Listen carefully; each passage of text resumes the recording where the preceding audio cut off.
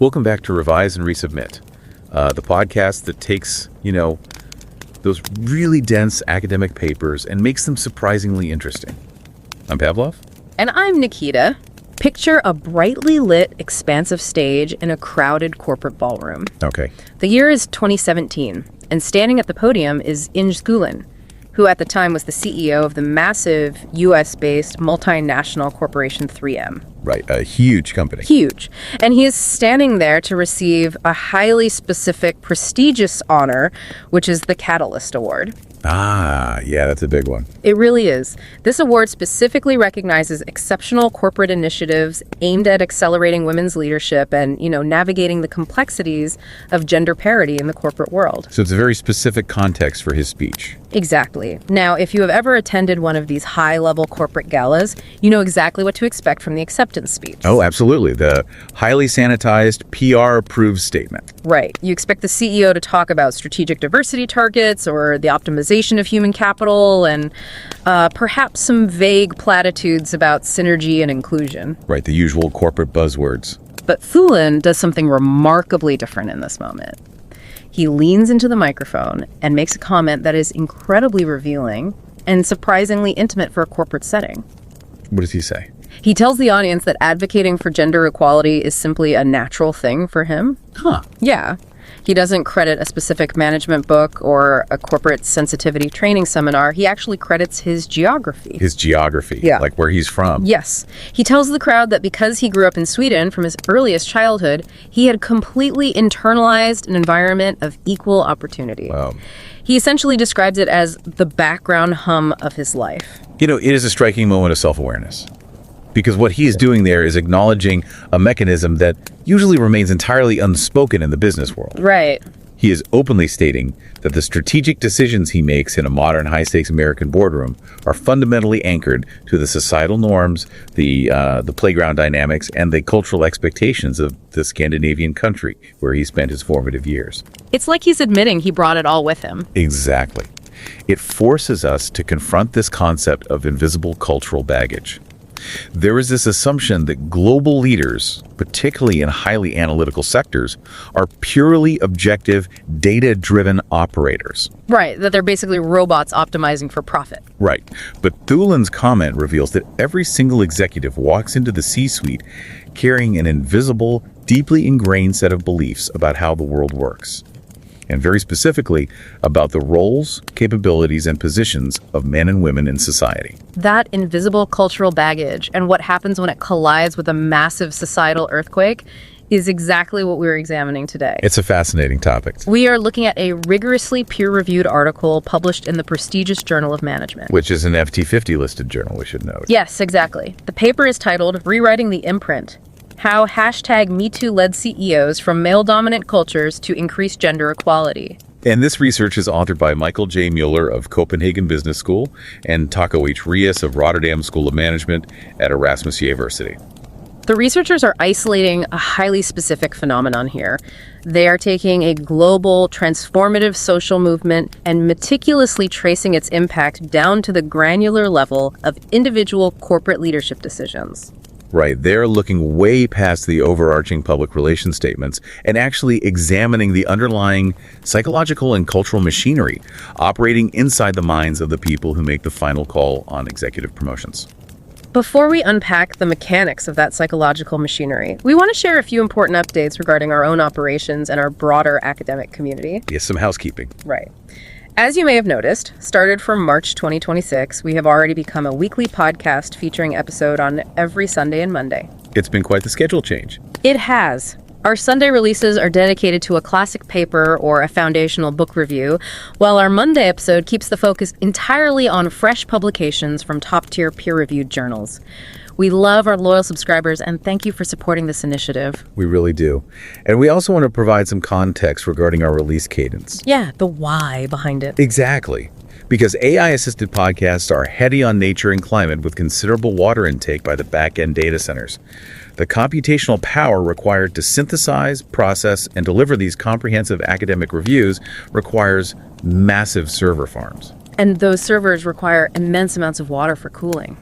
Right. So limiting the podcast weekly release is our way to give back to climate change initiative without losing the richness of our podcast discussions. It is entirely about balancing the dissemination of knowledge with environmental stewardship. Absolutely. Along those lines of community and stewardship, we have two significant announcements for our academic and professional listeners. Yes, these are exciting. First, if you are planning to participate in person at the Academy of Management 86th Annual Meeting in Philadelphia, USA, do register for the Professional Development Workshop, or PDW, on the space economy. That's going to be a great session.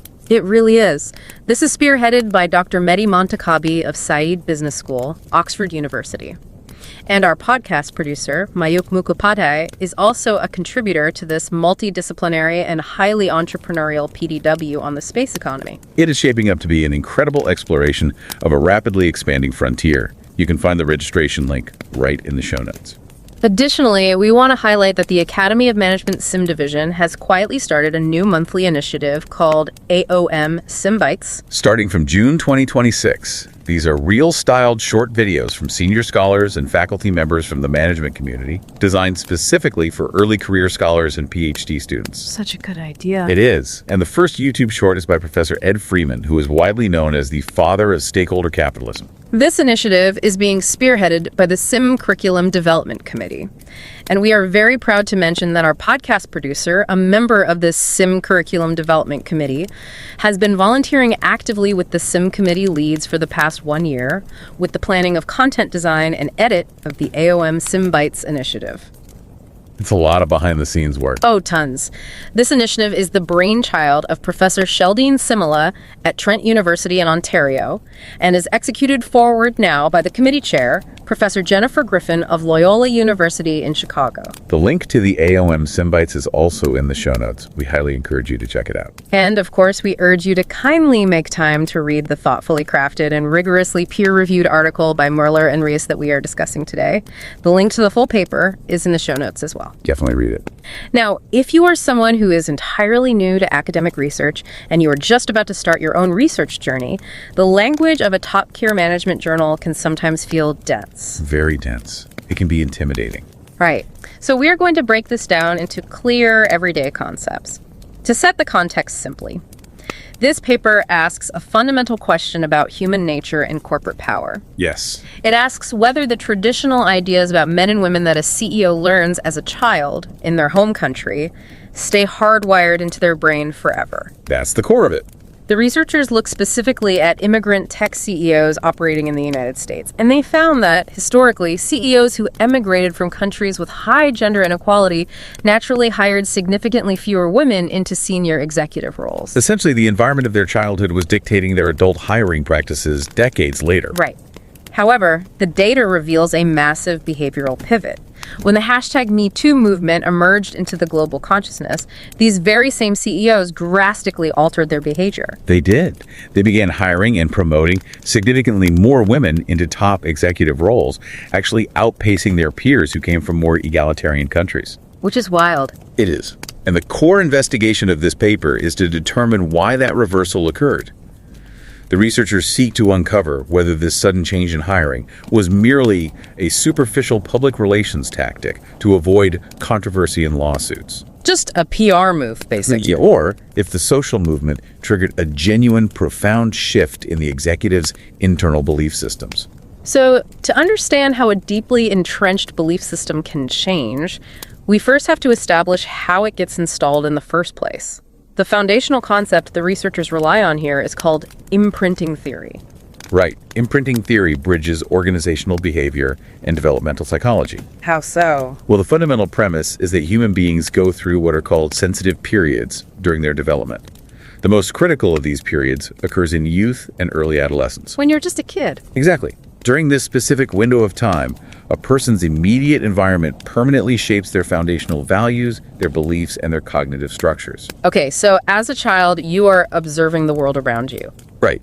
You are seeing who holds authority, who performs domestic labor, who makes the decisions in the community, and you are unconsciously hardwiring those observations into your brain as the natural default state of reality. So the critical element of imprinting theory is its persistence. It suggests that once this window closes, the imprint solidifies. It locks in. Right.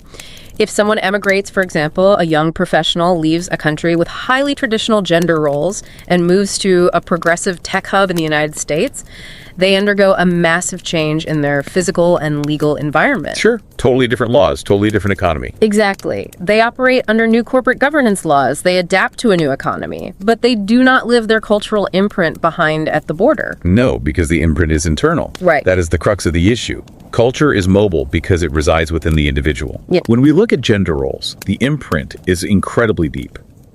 In a highly male-dominant culture, the societal division of labor is unambiguous. Men are established as the cognitive template for the breadwinner and the primary authority figure. The default boss, basically. Right.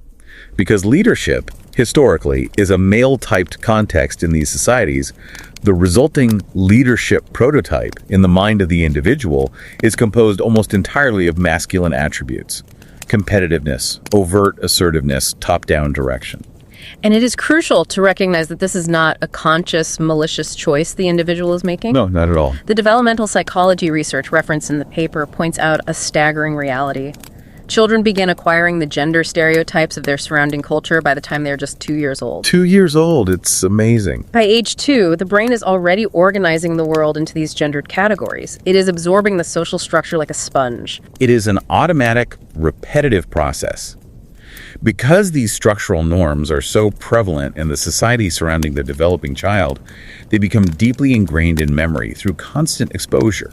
So, fast forward 40 years. That child is now a CEO evaluating a candidate for a chief financial officer role. Right.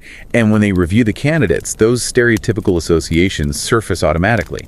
They act as a subconscious filter. The brain just defaults to what it knows. Exactly. If the cultural prototype of a strong financial leader is inherently male, a female candidate might unconsciously be perceived as lacking the necessary gravitas or authority, regardless of her actual resume or track record. I find it really helpful to think about this using a computing analogy. Oh, I like those. Let's hear it. Think of imprinting as installing the base operating system on a computer. Let's call it Culture OS 1.0. Culture OS 1.0. Okay. During those sensitive early years, the societal environment installs this foundational software. It dictates how the system processes information, how it assesses risk, how it categorizes incoming data. Now, you can take that exact same computer, pack it up, and plug it into a different wall outlet in a different country. You are giving it a new power source, a new institutional environment. Sure. But when you press the power button, that default Culture OS 1.0 still boots up. The background processes still run the exact same way they did when the machine was first built. That analogy perfectly captures the rigidity that imprinting theory traditionally assumes.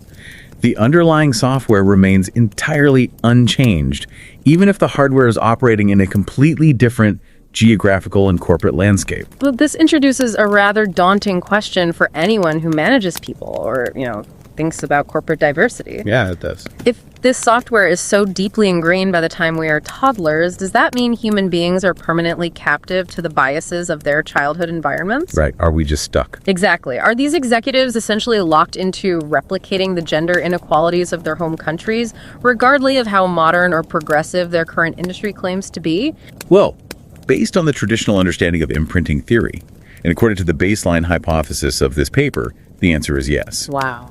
The researchers needed to establish this baseline reality before they could measure any changes. So they looked at the data prior to the #MeToo movement to confirm what the theory predicted. And what did they find? The findings were stark. Before the societal shock occurred, the invisible software was absolutely dictating corporate behavior. CEOs who originated from more male-dominant cultures predictably employed a demonstrably lower proportion of women in their senior management teams when compared to their peers who grew up in more gender-egalitarian cultures. So the theory held up? Completely. The imprint was functioning exactly as expected. It was actively restricting women's advancement into the upper echelons of those specific firms. That sets the stage for the massive disruption. We arrive at October 2017, the shock to the system. Yes. To understand the magnitude of the shift, we really must look at the historical context the paper outlines. In October of 2017, detailed, highly vetted investigative reports were published detailing systemic, decades-long sexual misconduct and abuse of power by the prominent film producer Harvey Weinstein. It was an absolute detonation in the media landscape. It was. But the true shift wasn't just the publication of those specific articles. It was the immediate cascading aftermath. Right. Actress Alyssa Milano posted a message on Twitter urging women who had experienced sexual harassment or assault to reply with the phrase, "Me too." Right. The intention was to visualize the sheer magnitude of the problem, to show that these were not isolated incidents perpetrated by a single bad actor, but a systemic reality. And the numerical scale of the response is difficult to overstate. The researchers highlight that the hashtag #MeToo was deployed over 1.7 million times within the first week alone. That is just incredible. And within a year, it had been used more than 19 million times. It completely saturated the public consciousness.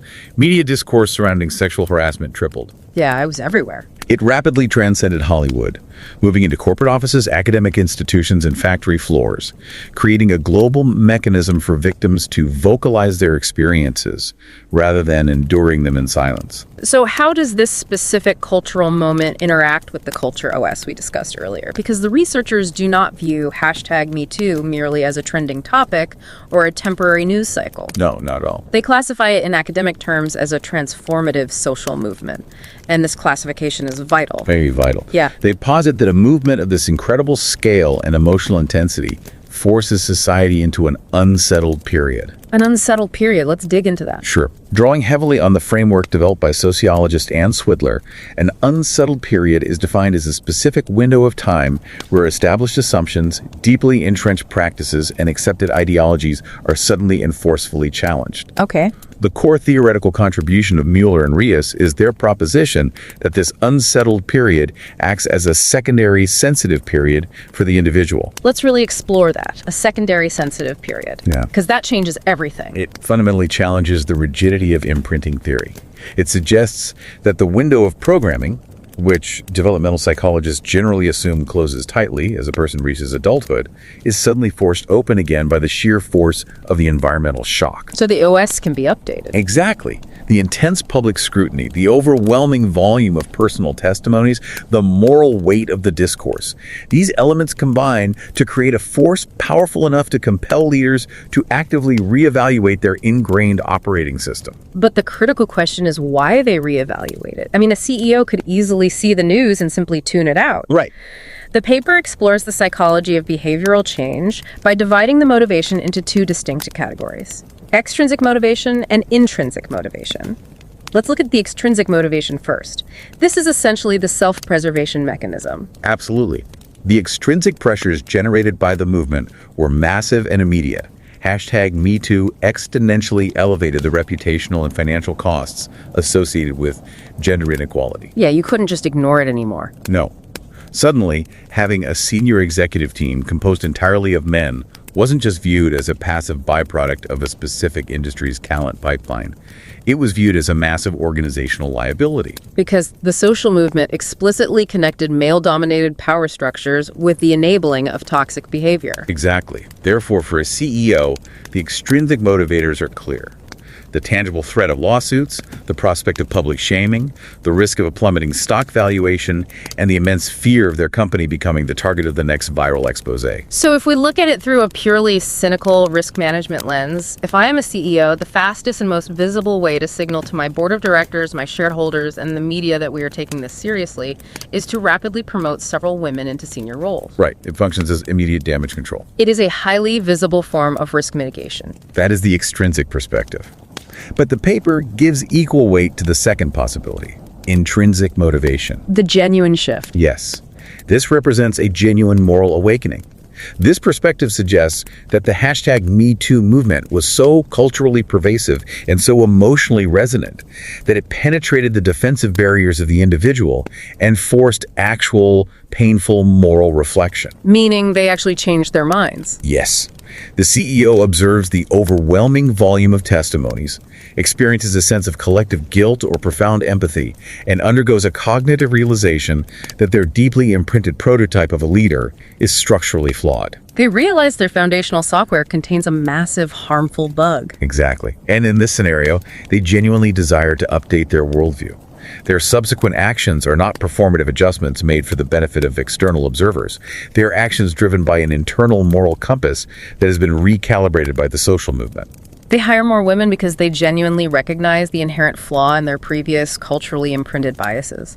Now, I want to step into the shoes of the skeptic for a moment, because human behavioral responses are rarely straightforward. Play devil's advocate, sure. If I am an executive who grew up in a deeply traditional patriarchal environment, and my subconscious culture OS strongly dictates that men are inherently better suited for the immense pressures of executive leadership, my worldview is settled. Right. Suddenly, this massive social movement emerges. It is pointing directly at male-dominated power structures, labeling them as inherently toxic and dangerous. Wouldn't my immediate psychological instinct be extreme defensiveness? That is a highly realistic psychological counterargument. I look at the landscape. I see prominent figures losing their careers overnight. I see an explosion of litigation. Wouldn't the logical self-protective response be to look at the situation and conclude, interacting closely with female executives is simply too high of a risk profile right now. One misunderstood comment, one ambiguous interaction, and my entire livelihood is destroyed. It's a real fear people had. Wouldn't the immediate reaction be to pull up the drawbridge? To avoid hiring or mentoring women altogether to insulate myself from potential accusations, rather than actively promoting them into my inner circle? You are describing a very real and documented phenomenon. The researchers acknowledge this potential reaction. They actually cite prior research which documented that in the way of the movement, some male professionals did act defensively, deliberately seeking to limit their professional exposure to women to avoid any possibility of accusation. So it did happen. It did. However, the data in this specific study reveals that this defensive retreat was not the dominant response among this cohort of CEOs. The researchers explain this divergence by focusing on the specific mechanism of heightened vulnerability. Heightened vulnerability? How does that mechanism override the instinct to retreat? It requires analyzing the core structural critique embedded within the #MeToo movement. The movement was not solely focused on individual bad actors. It was a sweeping indictment of systemic inequality. It directly challenged the legitimacy and the safety of all male power monopolies. Okay, I see where this is going. Now, place yourself in the position of a CEO operating from a deeply male-dominant cultural imprint. Because of that imprint, your firm likely has one of the most homogeneous, male-heavy executive suites in your entire sector. Your organizational structure is a perfect mirror image of the exact power dynamic the movement is actively dismantling. You are highly exposed. You are the archetype of the problem. A CEO leading a company that already boasts a 40% female executive team might not feel the same acute existential pressure because their organizational structure already demonstrates some alignment with the new societal expectations. But a CEO with an entirely male leadership team is sitting on an absolute powder keg. Their vulnerability is extreme. This extreme vulnerability removes the option of a quiet, defensive retreat. They cannot simply hide and hope the movement passes them by. The spotlight is too bright. Yeah, silence is practically an admission of guilt at that point. Exactly. They are forced into decisive action, either to rapidly mitigate the severe extrinsic risk they face, or to actively reconcile the sudden, intense moral dissonance they are experiencing internally. The sheer scale of their exposure demands a proactive response. That clarifies the mechanics beautifully. They are forced to act because inaction is the highest risk of all. Yes. So the theoretical framework is sound, but the challenge here is empirical. How do researchers actually prove this? It's tricky. Very. How do you measure something as nebulous and internal as a CEO's personal cultural imprint, and then track its interaction with a massive, diffuse global social movement? The methodology the researchers employ here is truly fascinating. Let's look at how they constructed this analysis. The research design is meticulous. The first critical decision was selecting the appropriate setting for the study. They deliberately chose the United States Information and Communications Technology sector, the ICP sector, and they compiled data covering a massive 24-year span for the year 2000 through 2024. Why specifically focus entirely on the tech sector? Why not look at finance or manufacturing or just the broader Fortune 500? The ICT sector provides the exact variables necessary for this specific analysis for three primary reasons. Okay. First, the leadership demographics in the U.S. tech sector are unique. It relies heavily on international talent and features a very high volume of foreign-born individuals who have ascended to the CEO position. You get good mix of backgrounds. Right. This provides the researchers with a robust, statistically significant sample size of leaders representing a wide variance of cultural backgrounds. Second, the tech sector is historically and notoriously male-dominated. Gender inequality is a recognized, chronic structural issue within the industry. Oh, for sure. Silicon Valley's bro culture is famous. Exactly. And third, the hashtag #MeToo movement had profound salience within this specific domain. The tech world experienced its own intense, highly publicized reckonings regarding toxic workplace cultures, harassment, and systemic bias. The sector was a focal point of the movement. So the environment is perfectly calibrated for the study, but the core difficulty remains: measurement. You cannot distribute a survey to a group of global tech CEOs and ask them to self-report the level of traditional gender bias present in their subconscious. No, they will provide socially acceptable answers. Right. Or they may genuinely lack the introspective awareness to quantify it accurately. Right. So the researchers utilize a specific technique known as the epidemiological approach. Yes. The epidemiological approach, which has been utilized heavily by economists, bypasses the need for self-reporting. Instead of attempting to measure the internal psychology of the CEO directly, the researchers look at the objective macroeconomic reality of the country where the CEO spent their formative years. So they look at the country, not the person. Specifically, they utilize the historical gender gap of that nation as a proxy for the cultural imprint. Let's clearly define what the gender gap represents in the context of this data. In this methodology, the gender gap is calculated as the mathematical difference between the labor force participation rate of men and the labor force participation rate of women in the CEO's country of origin. Could you give an example of how that works? Sure. For instance, if a country has an 85% participation rate for men, but only a 35% participation rate for women, the resulting gender gap is 50%. This percentage serves as a hard, verifiable statistical metric that reflects how that specific society structures gender roles and views the participation of women in the economic sphere. And the most crucial detail of this approach is the timeline, right? Yes. Because the researchers did not use the current modern-day gender gap of those countries. They went back into the historical data and extracted the gender gap from the year 1990. It's the key. Why 1990? Because for the vast majority of the CEOs in this data set, 1990 represents the specific era when they were children or young adults. It represents the exact historical moment when they were actively absorbing their culture OS. It perfectly captures the specific environmental conditions that formulated the imprint. And the variance within the data set is remarkable. Looking at the year 1990, the gender gaps in the home countries of these various CEOs ranged from as low as 9% in highly egalitarian nations all the way to 73% in intensely male-dominant societies. This methodology operates like a highly controlled laboratory experiment.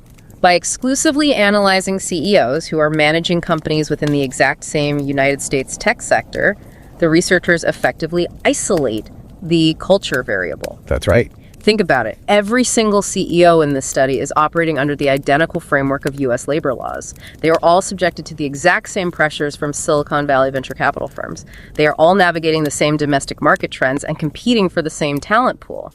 The external institutional environment is held completely constant. Yes. The primary variable is the invisible cultural software they imported from their home country circa 1990. It is a rigorous way to neutralize the external environment. However, establishing the baseline is only half the battle. If we observe a company suddenly hiring more female executives after the year 2017, how can we definitively attribute that change to the interaction between the hashtag #MeToo movement and the CEO's cultural imprint? How do the researchers prove that the firm wasn't simply following a natural, slow trajectory toward diversity that would have occurred regardless of the social movement? That is where the researchers apply a statistical method called difference in differences, which they combine with something called firm fixed effects. Now, we are not going to get bogged down in the complex mathematics of this, but we can easily understand the logic behind how these tools work. I like to think of differences like testing a new type of fertilizer on a crop. A very grounded analogy. Yeah, I like it. Thanks. Imagine you have a field of crops. You track its growth rate for 5 years. You know exactly how fast it normally grows. That is your baseline trend. Then, in year 6, you introduce a massive new variable, the new fertilizer. That is our shock, the hashtag #MeToo movement. To see if the fertilizer actually worked, you don't just look at how tall the crops are in year 7, you look at how much the growth deviated from the original historical trend line. Oh, I see. If the crops were growing 1 inch a year, and suddenly they grow 5 inches in a single year, that sharp divergence isolates the specific impact of the fertilizer. In this study, the researchers mapped the historical hiring trends of each individual firm before 2017 and then mathematically isolated the sudden spike or drop that occurred immediately after the shock. And the addition of firm fixed effects makes the analysis even more precise. How does that part work? What firm fixed effects do mathematically is filter out any unique, unchanging characteristics of a specific company. If a particular firm happens to be located in a highly progressive city, or if it produces a product entirely aimed at female consumers, those specific static traits could skew the data. Right, because that firm would naturally hire differently. Exactly. The fixed effects model essentially holds all of those unique company quirks constant, ensuring that the only variable driving the change is the passage of time across the 2017 threshold. So the baseline is established, the external environment is neutralized, and the measuring tools are incredibly precise. What did the data actually reveal? Let's look at the results. It is helpful to restate the pre-2017 reality to provide a clear contrast. Prior to the movement, the mathematical modeling showed that a 10% increase in the home country gender gap correlated with a roughly 2% decrease in the proportion of women in the firm's senior management. So higher gender gap at home meant fewer women in management in the U.S. Yes. The cultural imprint was actively suppressing female leadership, exactly as the baseline theory predicted. But then we look at the data following the 2017 shock. The findings post-2017 represent a profound reversal. The statistical interaction term in their models didn't simply neutralize, it didn't just go to zero. It became positive, and substantially so. Wait, really? Yes. The CEOs who originated from highly male-dominant cultures did not just slowly catch up to the baseline hiring rates of their peers. They drastically outpaced the CEOs from gender egalitarian cultures in terms of increasing women's representation in senior management roles. Let's make sure the magnitude of this finding is clear. The data demonstrates that the executives who were raised in the most traditional, patriarchal, male-dominated environments globally became the most aggressive accelerators of female executive appointments following the #MeToo movement. That is precisely what the evidence shows. The behavioral trajectory completely inverted. That is just wild. Let's translate this statistical inversion into a concrete scenario, because the paper provides a very helpful mathematical example that brings these numbers into the real world. Right. The authors construct a comparative scenario using the data. Imagine two otherwise identical tech firms operating in the U.S. The first firm is led by a CEO born in the United States.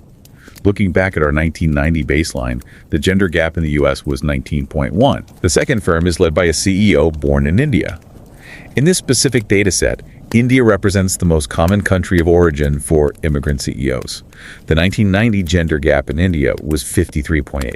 That is a massive differential in the foundational cultural imprint. Significant. Now, if we look at the model before the #MeToo shock, if you replace the U.S.-born CEO with the Indian-born CEO at that identical firm, the firm would employ approximately 20% fewer women in top management positions. The imprint severely suppresses the number. Yes. However, if we apply the exact same scenario after the #MeToo shock, the firm led by the Indian-born CEO would suddenly employ 14% more women in top management than the firm led by the U.S.-born CEO. So the metric swings from -20% to +14%. Correct. And to understand what that means in human terms, the researchers calculated this based on the average size of the executive teams within the sample. This cultural inversion resulted in an average of 3 additional women being appointed to senior management positions per firm. That is, 3 individual human beings whose professional trajectories, earning potential, and leadership influence were fundamentally altered by this shift. When I hear a statistic like that, a sudden influx of new executive appointments, my immediate analytical instinct goes straight to corporate governance. How so? I consider the power dynamics of a board of directors. A massive social movement happens. A company led by an executive with a highly traditional track record suddenly looks like a massive liability in the press.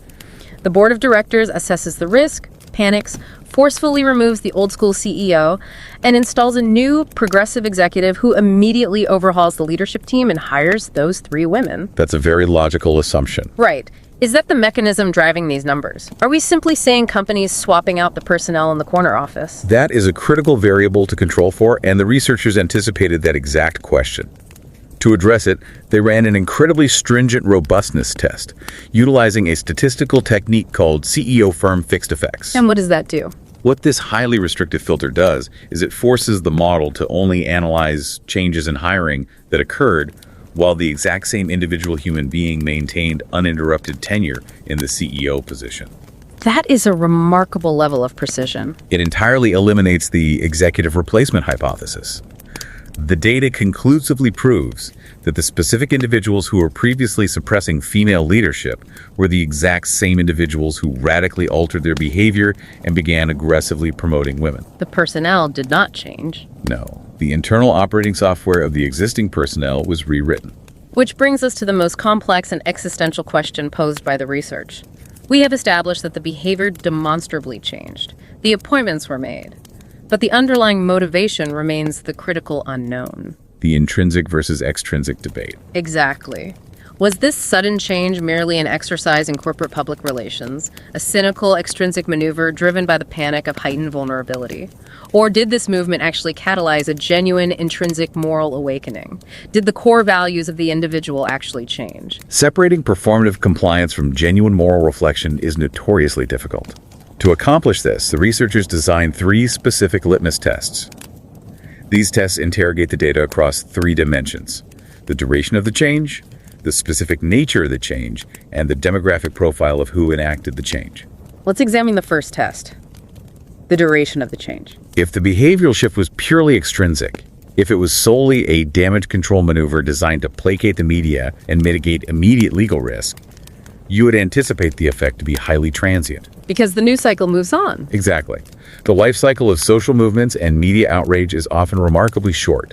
The news cycle moves on to the next crisis, counter-movements inevitably arise, and the intense external pressure to maintain proactive diversity initiatives begins to wane. So if it was just PR, you'd see a spike and then a drop. Right.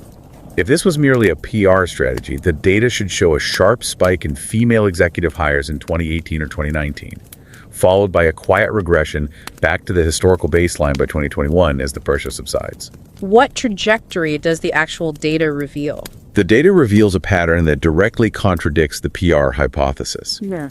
The increase in female representation emerged gradually over time, which aligns with the reality that executive recruitment and internal promotion cycles are lengthy processes. It takes time to hire executives. It does. The effect peaked around 2021, and most importantly, it persisted with strong statistical robustness all the way through 2024, which was the end of the studied period. So it didn't fade away. Not at all. The change endured long after the daily headlines regarding the initial catalysts of the movement had faded. This sustained durability provides the first significant piece of evidence that the behavioral shift was internalized and driven by intrinsic motivation. Now let's look at the second test, which focuses on the specific nature of the change. Where exactly within the organizational hierarchy were these women placed? To understand why this matters, we need to introduce a concept from organizational theory called the minimum viable signal. It is a vital concept for understanding corporate behavior. The minimum viable signal refers to an organization executing the absolute bare minimum level of change required to appear compliant or progressive to external observers, without actually disrupting the entrenched power dynamics at the core of the company. It's window dressing. It is a strategy of optics. If I am a CEO seeking a quick PR victory without wanting to truly alter the DNA of my company, I will utilize this strategy. I might create a highly visible new role, such as a chief diversity officer. Or put a woman in charge of HR. Exactly. Or I will ensure that female executives are placed strictly in domains that are historically coded as female-typed within the corporate world, such as human resources, corporate communications, or public relations. These appointments look fantastic on the corporate website, but the actual engines of power and resource allocation within a tech firm, the engineering divisions, the financial strategy roles, the core product development teams, remain entirely sequestered and controlled by men. This practice is known as decoupling. Right. The organization buffers its core operations while presenting a modernized, compliant exterior. Decoupling is the textbook definition of an extrinsically motivated response. Yeah. But when the researchers broke open the data to examine the specific placement of these new executives, they found something entirely different. What did they find? They categorized the various executive roles within the data set into heavily male-dominated domains and more female-dominated domains. The data revealed that the increase in female appointments, those 3 additional women per firm we discussed earlier, was driven almost entirely by placements into the most fiercely male-dominated roles within the industry. That fundamentally alters the interpretation. It does. The data specifically highlights domains such as engineering and finance. The CEOs originating from male-dominant cultures were actively placing women into the most entrenched, historically segregated centers of power within the tech sector. Which is not the easy path. Not at all. From a pure risk management perspective, if your primary goal is to avoid interpersonal friction or mitigate the immediate risk of harassment claims, forcefully integrating the most male-dominated engineering teams is an incredibly high-risk maneuver. It disrupts established team dynamics. You only do that if you actually believe it needs to be done. Exactly. An executive only undertakes that specific level of difficult structural integration if they possess a genuine, intrinsic belief that the core culture of the organization fundamentally needs to evolve, and they're willing to navigate the friction required to achieve it. It completely dismantles the window dressing argument. It wasn't about optics, it was about operational control. Absolutely. Let's move to the third test. Who specifically was driving this change? This test analyzes the profile of the firms and the executives. If the response to the movement was entirely dictated by external pressure and reputational risk, one would naturally expect the largest, most highly visible multinational corporations to react the most aggressively. Because they have the most to lose. Right. Massive tech behemoths are the primary targets for media investigations and activist campaigns. A globally recognized brand carries an exponentially higher reputational risk profile than a mid-sized, specialized software firm operating in the business-to-business space. Therefore, the logical expectation is that the massive firms change their behavior to protect their brand, while the smaller firms leverage their relative obscurity to maintain the status quo. Precisely. However, the data indicates the exact opposite. The behavioral shift was actually significantly stronger and more pronounced within the smaller firms in the data set. What is the mechanism driving that outcome? It comes down to bureaucratic friction and executive discretion.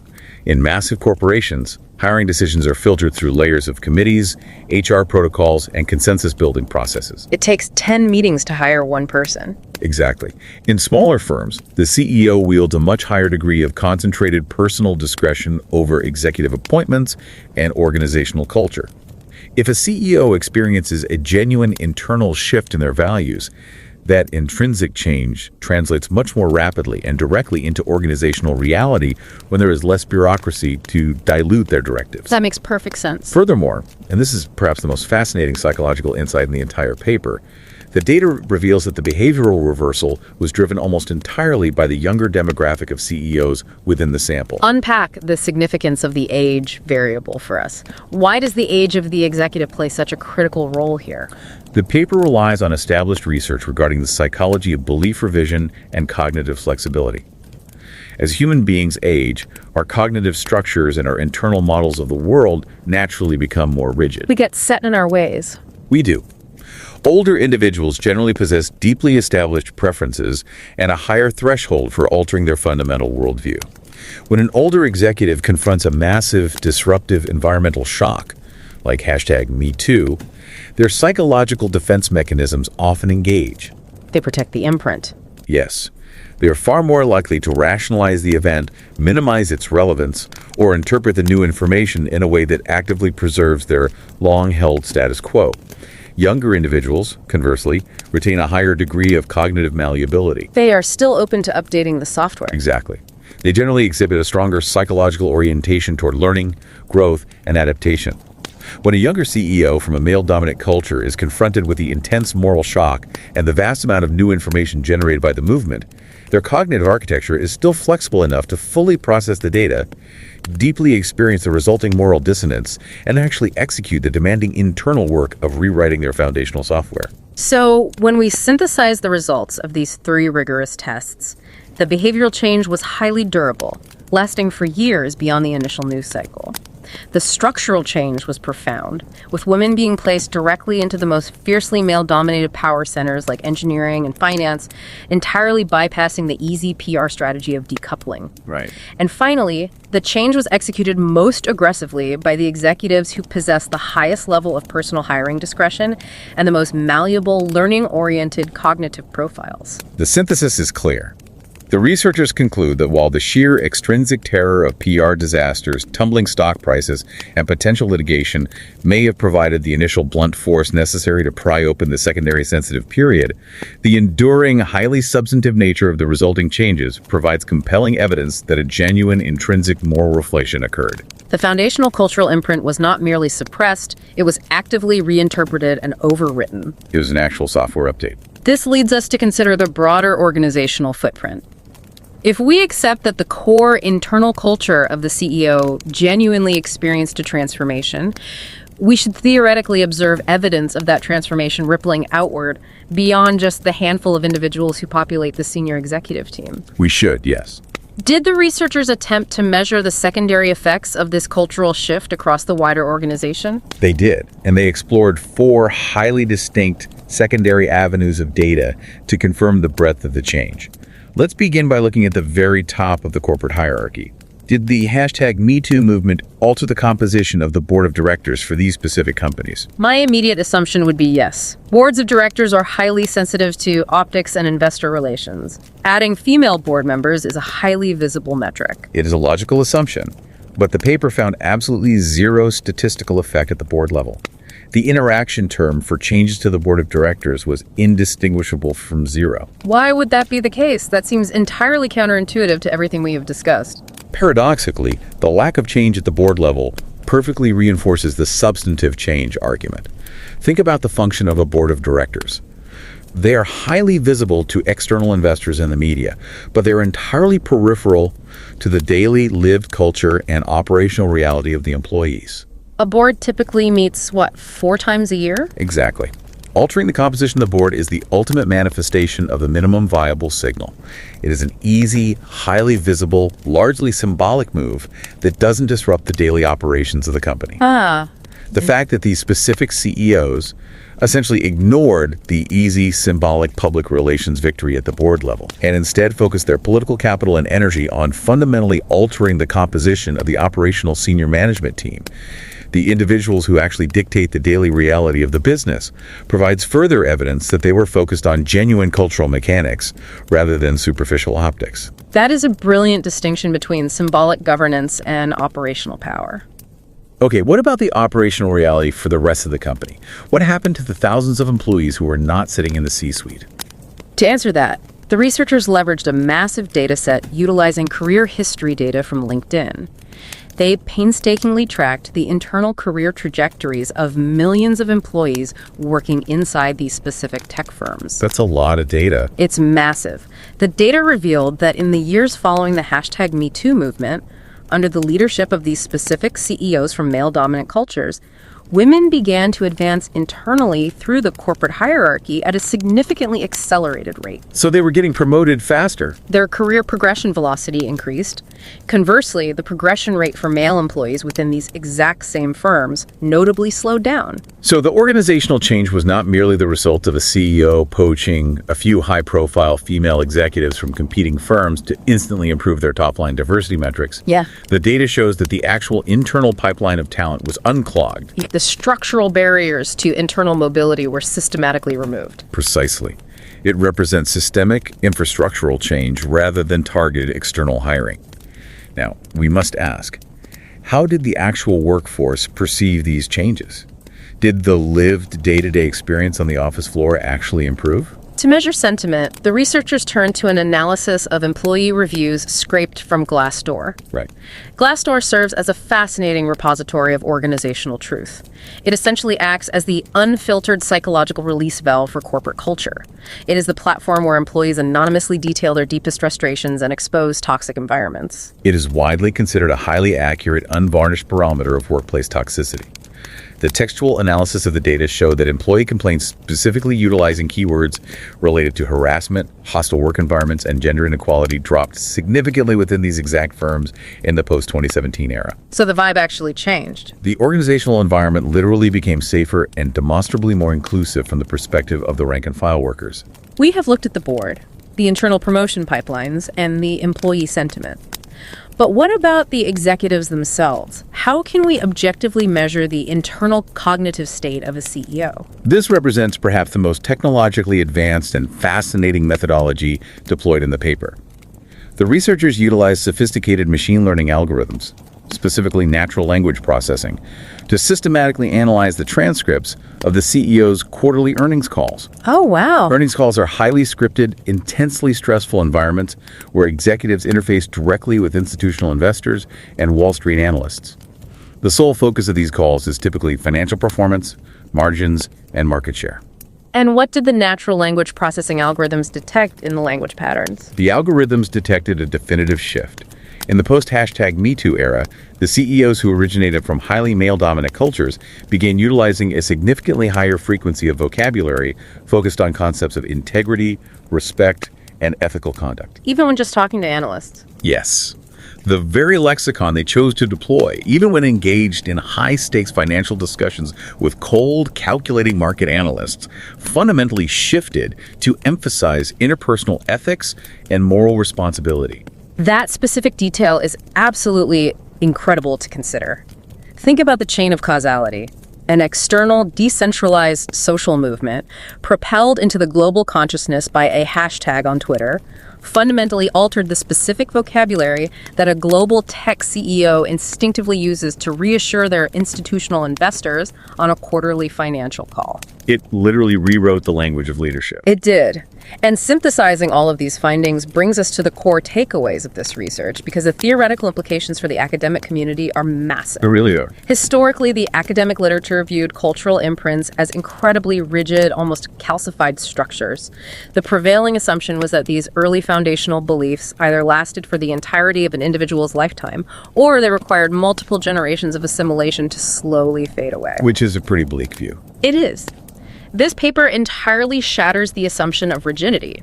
It empirically proves that a sufficiently potent, massive social shock can force open a secondary sensitive period, and it can completely override a lifetime of deeply entrenched childhood programming in a matter of months. And for the practitioners listening to this analysis right now, the organizational leaders, the human resource directors, the individuals tasked with the grueling, often frustrating work of building diverse and inclusive corporate environments. I believe the primary takeaway here is profoundly optimistic and comforting. I completely agree. In the challenging day-to-day reality of corporate diversity work, it is incredibly easy to succumb to cynicism. It is easy to look at an executive who originates from a deeply traditional, heavily patriarchal background, or an executive who has historically shown resistance to diversity initiatives, and simply assume, well, that is just fundamentally who they are. Their worldview is locked in. Right. They are a lost cause, and we simply have to try to build a strategy that works around them. But the empirical data presented in this study proves that assumption is a fallacy. Human beings, even those at the highest echelons of corporate power, are capable of profound structural cognitive change. The internal cognitive software is not permanently set to read only. Exactly.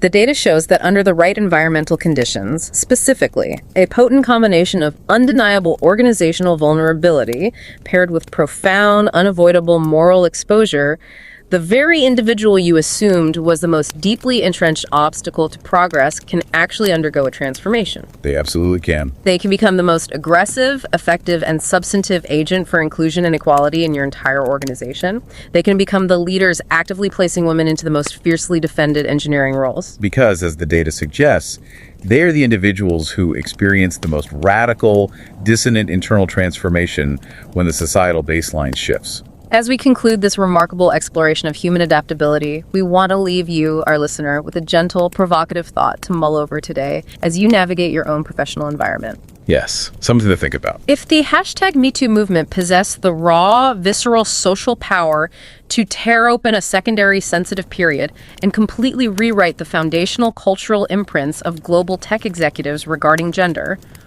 what other invisible transformations are occurring right now? It is an essential question for anticipating the future of corporate leadership. How might other massive transformative global movements that we have witnessed recently, such as the complex global discussion surrounding racial equity or the intense youth-led climate activism movements, be currently rewriting the internal operating systems of global leaders regarding race relations or regarding long-term environmental stewardship? It makes you wonder. Are we currently in the middle of a massive silent software update in the minds of our leaders right now that won't become mathematically visible in the data for another 5 years? Furthermore, what happens to the second generation of these immigrant executives? Do the children of these leaders react to these societal shocks, utilizing the defensive mechanisms of their parents' culture? Or do their reactions align perfectly with native-born citizens? The landscape of human behavioral change is clearly not static. It is constantly shifting, and our deepest imprints are always actively negotiating with the pressures and realities of the present moment. The internal architecture of human culture might be complex and difficult to observe, but rigorous research like this provides us with an incredibly high-resolution glimpse into how we change. Thank you so much for spending your time with us, for expanding your mind, and for supporting the intentional choices we make to keep this show sustainable for our planet. Have a wonderful rest of your Sunday, and remember to tune in tomorrow as we keep our focus entirely on the latest top-tier journal publications. Take care of yourselves and take care of each other. And don't forget to subscribe to Revise and Resubmit on Spotify and Apple Podcasts. Until next time, keep those minds curious, keep questioning, and keep revising and resubmitting.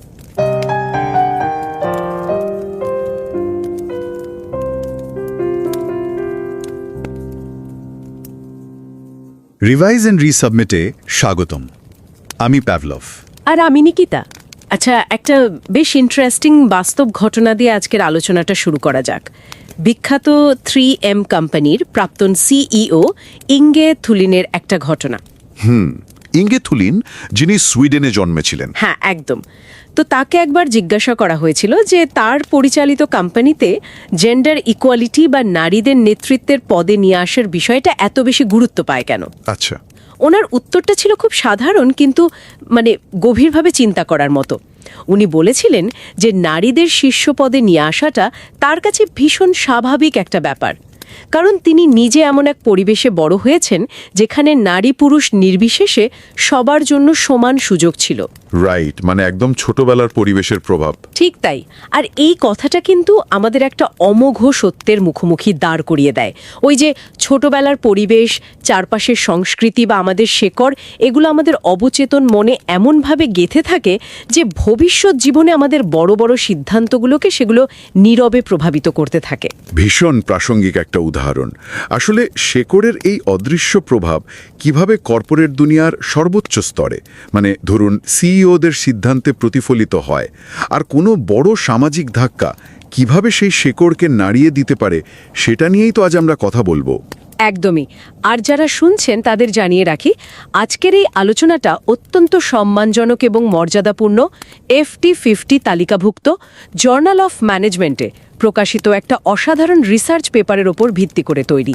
পেপারটা লিখেছেন Copenhagen business স্কুলের Michael J মুলার এবং Rotterdam school of ম্যানেজমেন্টের taco H রুস। হ্যাঁ, তবে পেপারের একেবারে গভীরে যাওয়ার আগে যারা নিয়মিত আমাদের এই পডকাস্ট শুনছেন তাদের জন্য কয়েকটা ছোট্ট কিন্তু জরুরি ঘোষণা আছে। শিডিউলের বিষয়টা রাইট। এই 2026 সালের মার্চ মাস থেকে আমাদের আলোচনাটা কিন্তু প্রতি রবিবার আর সোমবার রিলিজ হচ্ছে। রবিবারে আমরা সাধারণত ক্লাসিক পেপার বা বিখ্যাত বইয়ের রিভিউ করি, আর সোমবারের ফোকাস থাকে মূলত শীর্ষস্থানীয় পিয়ার রিভিউড জার্নালগুলোর ওপর। যারা নিয়মিত শুনছেন তাদের অনেক অনেক ধন্যবাদ। আর এর পেছনে যে কারণটা আছে সেটাও একটু বলে দেওয়া ভালো। হ্যাঁ, এটা খুব জরুরি। এআই বা কৃত্রিম বুদ্ধিমত্তা চালিত ব্যাকএন্ড ডেটা সেন্টারগুলোতে তো প্রচুর জলের ব্যবহার হয়, তাই না? যা প্রকৃতি আর জলবায়ুর ওপর বেশ বড় একটা প্রভাব ফেলে। একদম। তাই আমাদের আলোচনার গুণগত মান বিন্দুমাত্র না কমিয়ে সপ্তাহে মাত্র 2 দিন রিলিজ সীমিত রাখার এই সিদ্ধান্তটা নেওয়া হয়েছে। এটা মূলত জলবায়ু পরিবর্তন মোকাবেলায় আমাদের একটা ছোট্ট সচেতন অবদান। খুব সুন্দর একটা উদ্যোগ। আচ্ছা, এর পাশাপাশি একাডেমিক কমিউনিটির জন্য আরও একটা দারুণ খবর আছে। যারা মার্কিন যুক্তরাষ্ট্রের ফিলাডেলফিয়ার অনুষ্ঠিতব্য একাডেমি অফ ম্যানেজমেন্ট বা AOM এর 86তম বার্ষিক সভায় সশরীরে অংশ নিতে চলেছেন, তাদের জন্য একটা বিশেষ সুযোগ থাকছে। ও হ্যাঁ, ওই স্পেস ইকোনমি ওয়ার্কশপটা। ঠিক ধরেছেন। স্পেস ইকোনমি বা মহাকাশ অর্থনীতির ওপর একটা প্রফেশনাল ডেভেলপমেন্ট ওয়ার্কশপ বা PDW আয়োজিত হতে যাচ্ছে। এটা পরিচালনা করছেন অক্সফোর্ড ইউনিভার্সিটির সাইদ বিজনেস স্কুলের ডক্টর মেহেদি মোন্তাখাবি। আর এটা আমাদের জন্য ভীষণ গর্বের যে আমাদের এই পডকাস্টের প্রডিউসার ময়ূখ মুখোপাধ্যায় এই মাল্টিডিসিপ্লিনারি এবং উদ্ভাবনী ওয়ার্কশপটার একজন কন্ট্রিবিউটর। একদমই। যারা আগ্রহী তারা শো নোটে দেওয়ার লিঙ্ক থেকে অবশ্যই রেজিস্ট্রেশন করে নিতে পারেন। আর একটা খবর আছে, একাডেমি অফ ম্যানেজমেন্টের সিম ডিভিশন এই জুন 2026 থেকে AOM SIM-Bytes নামে সম্পূর্ণ নতুন একটা মাসিক উদ্যোগ শুরু করেছে। এটা মূলত আর্লি ক্যারিয়ার স্কলার আর পিএইচডি ছাত্রছাত্রীদের কথা মাথায় রেখে তৈরি, তাই তো? রাইট। ম্যানেজমেন্ট কমিউনিটি সিনিয়র স্কলাররা রিল স্টাইলের ছোট ছোট ভিডিওর মাধ্যমে তাদের জ্ঞান শেয়ার করছেন।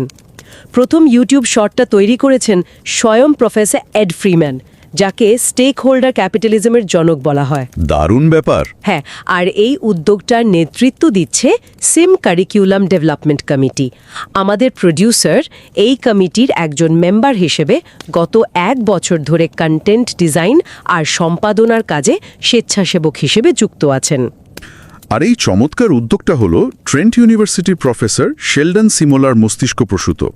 বর্তমানে এটা পরিচালনা করছেন কমিটির chairperson Loyola university professor Jennifer Griffin. হ্যাঁ, এই লিঙ্কটাও কিন্তু শো নোটে দেওয়া থাকবে। তো যারা একাডেমিক গবেষণার জগতে একদম নতুন বা সবেমাত্র নিজেদের গবেষণার যাত্রা শুরু করতে চলেছেন, তাদের সবাইকে এই যত্নশীল আর পিয়ার রিভিউড আর্টিকেলটা পড়ার জন্য বিনীতভাবে অনুরোধ করা হচ্ছে। লিঙ্কটা শো নোটে পেয়ে যাবেন। আচ্ছা, এবার তাহলে মূল পেপারটায় ফেরা যাক।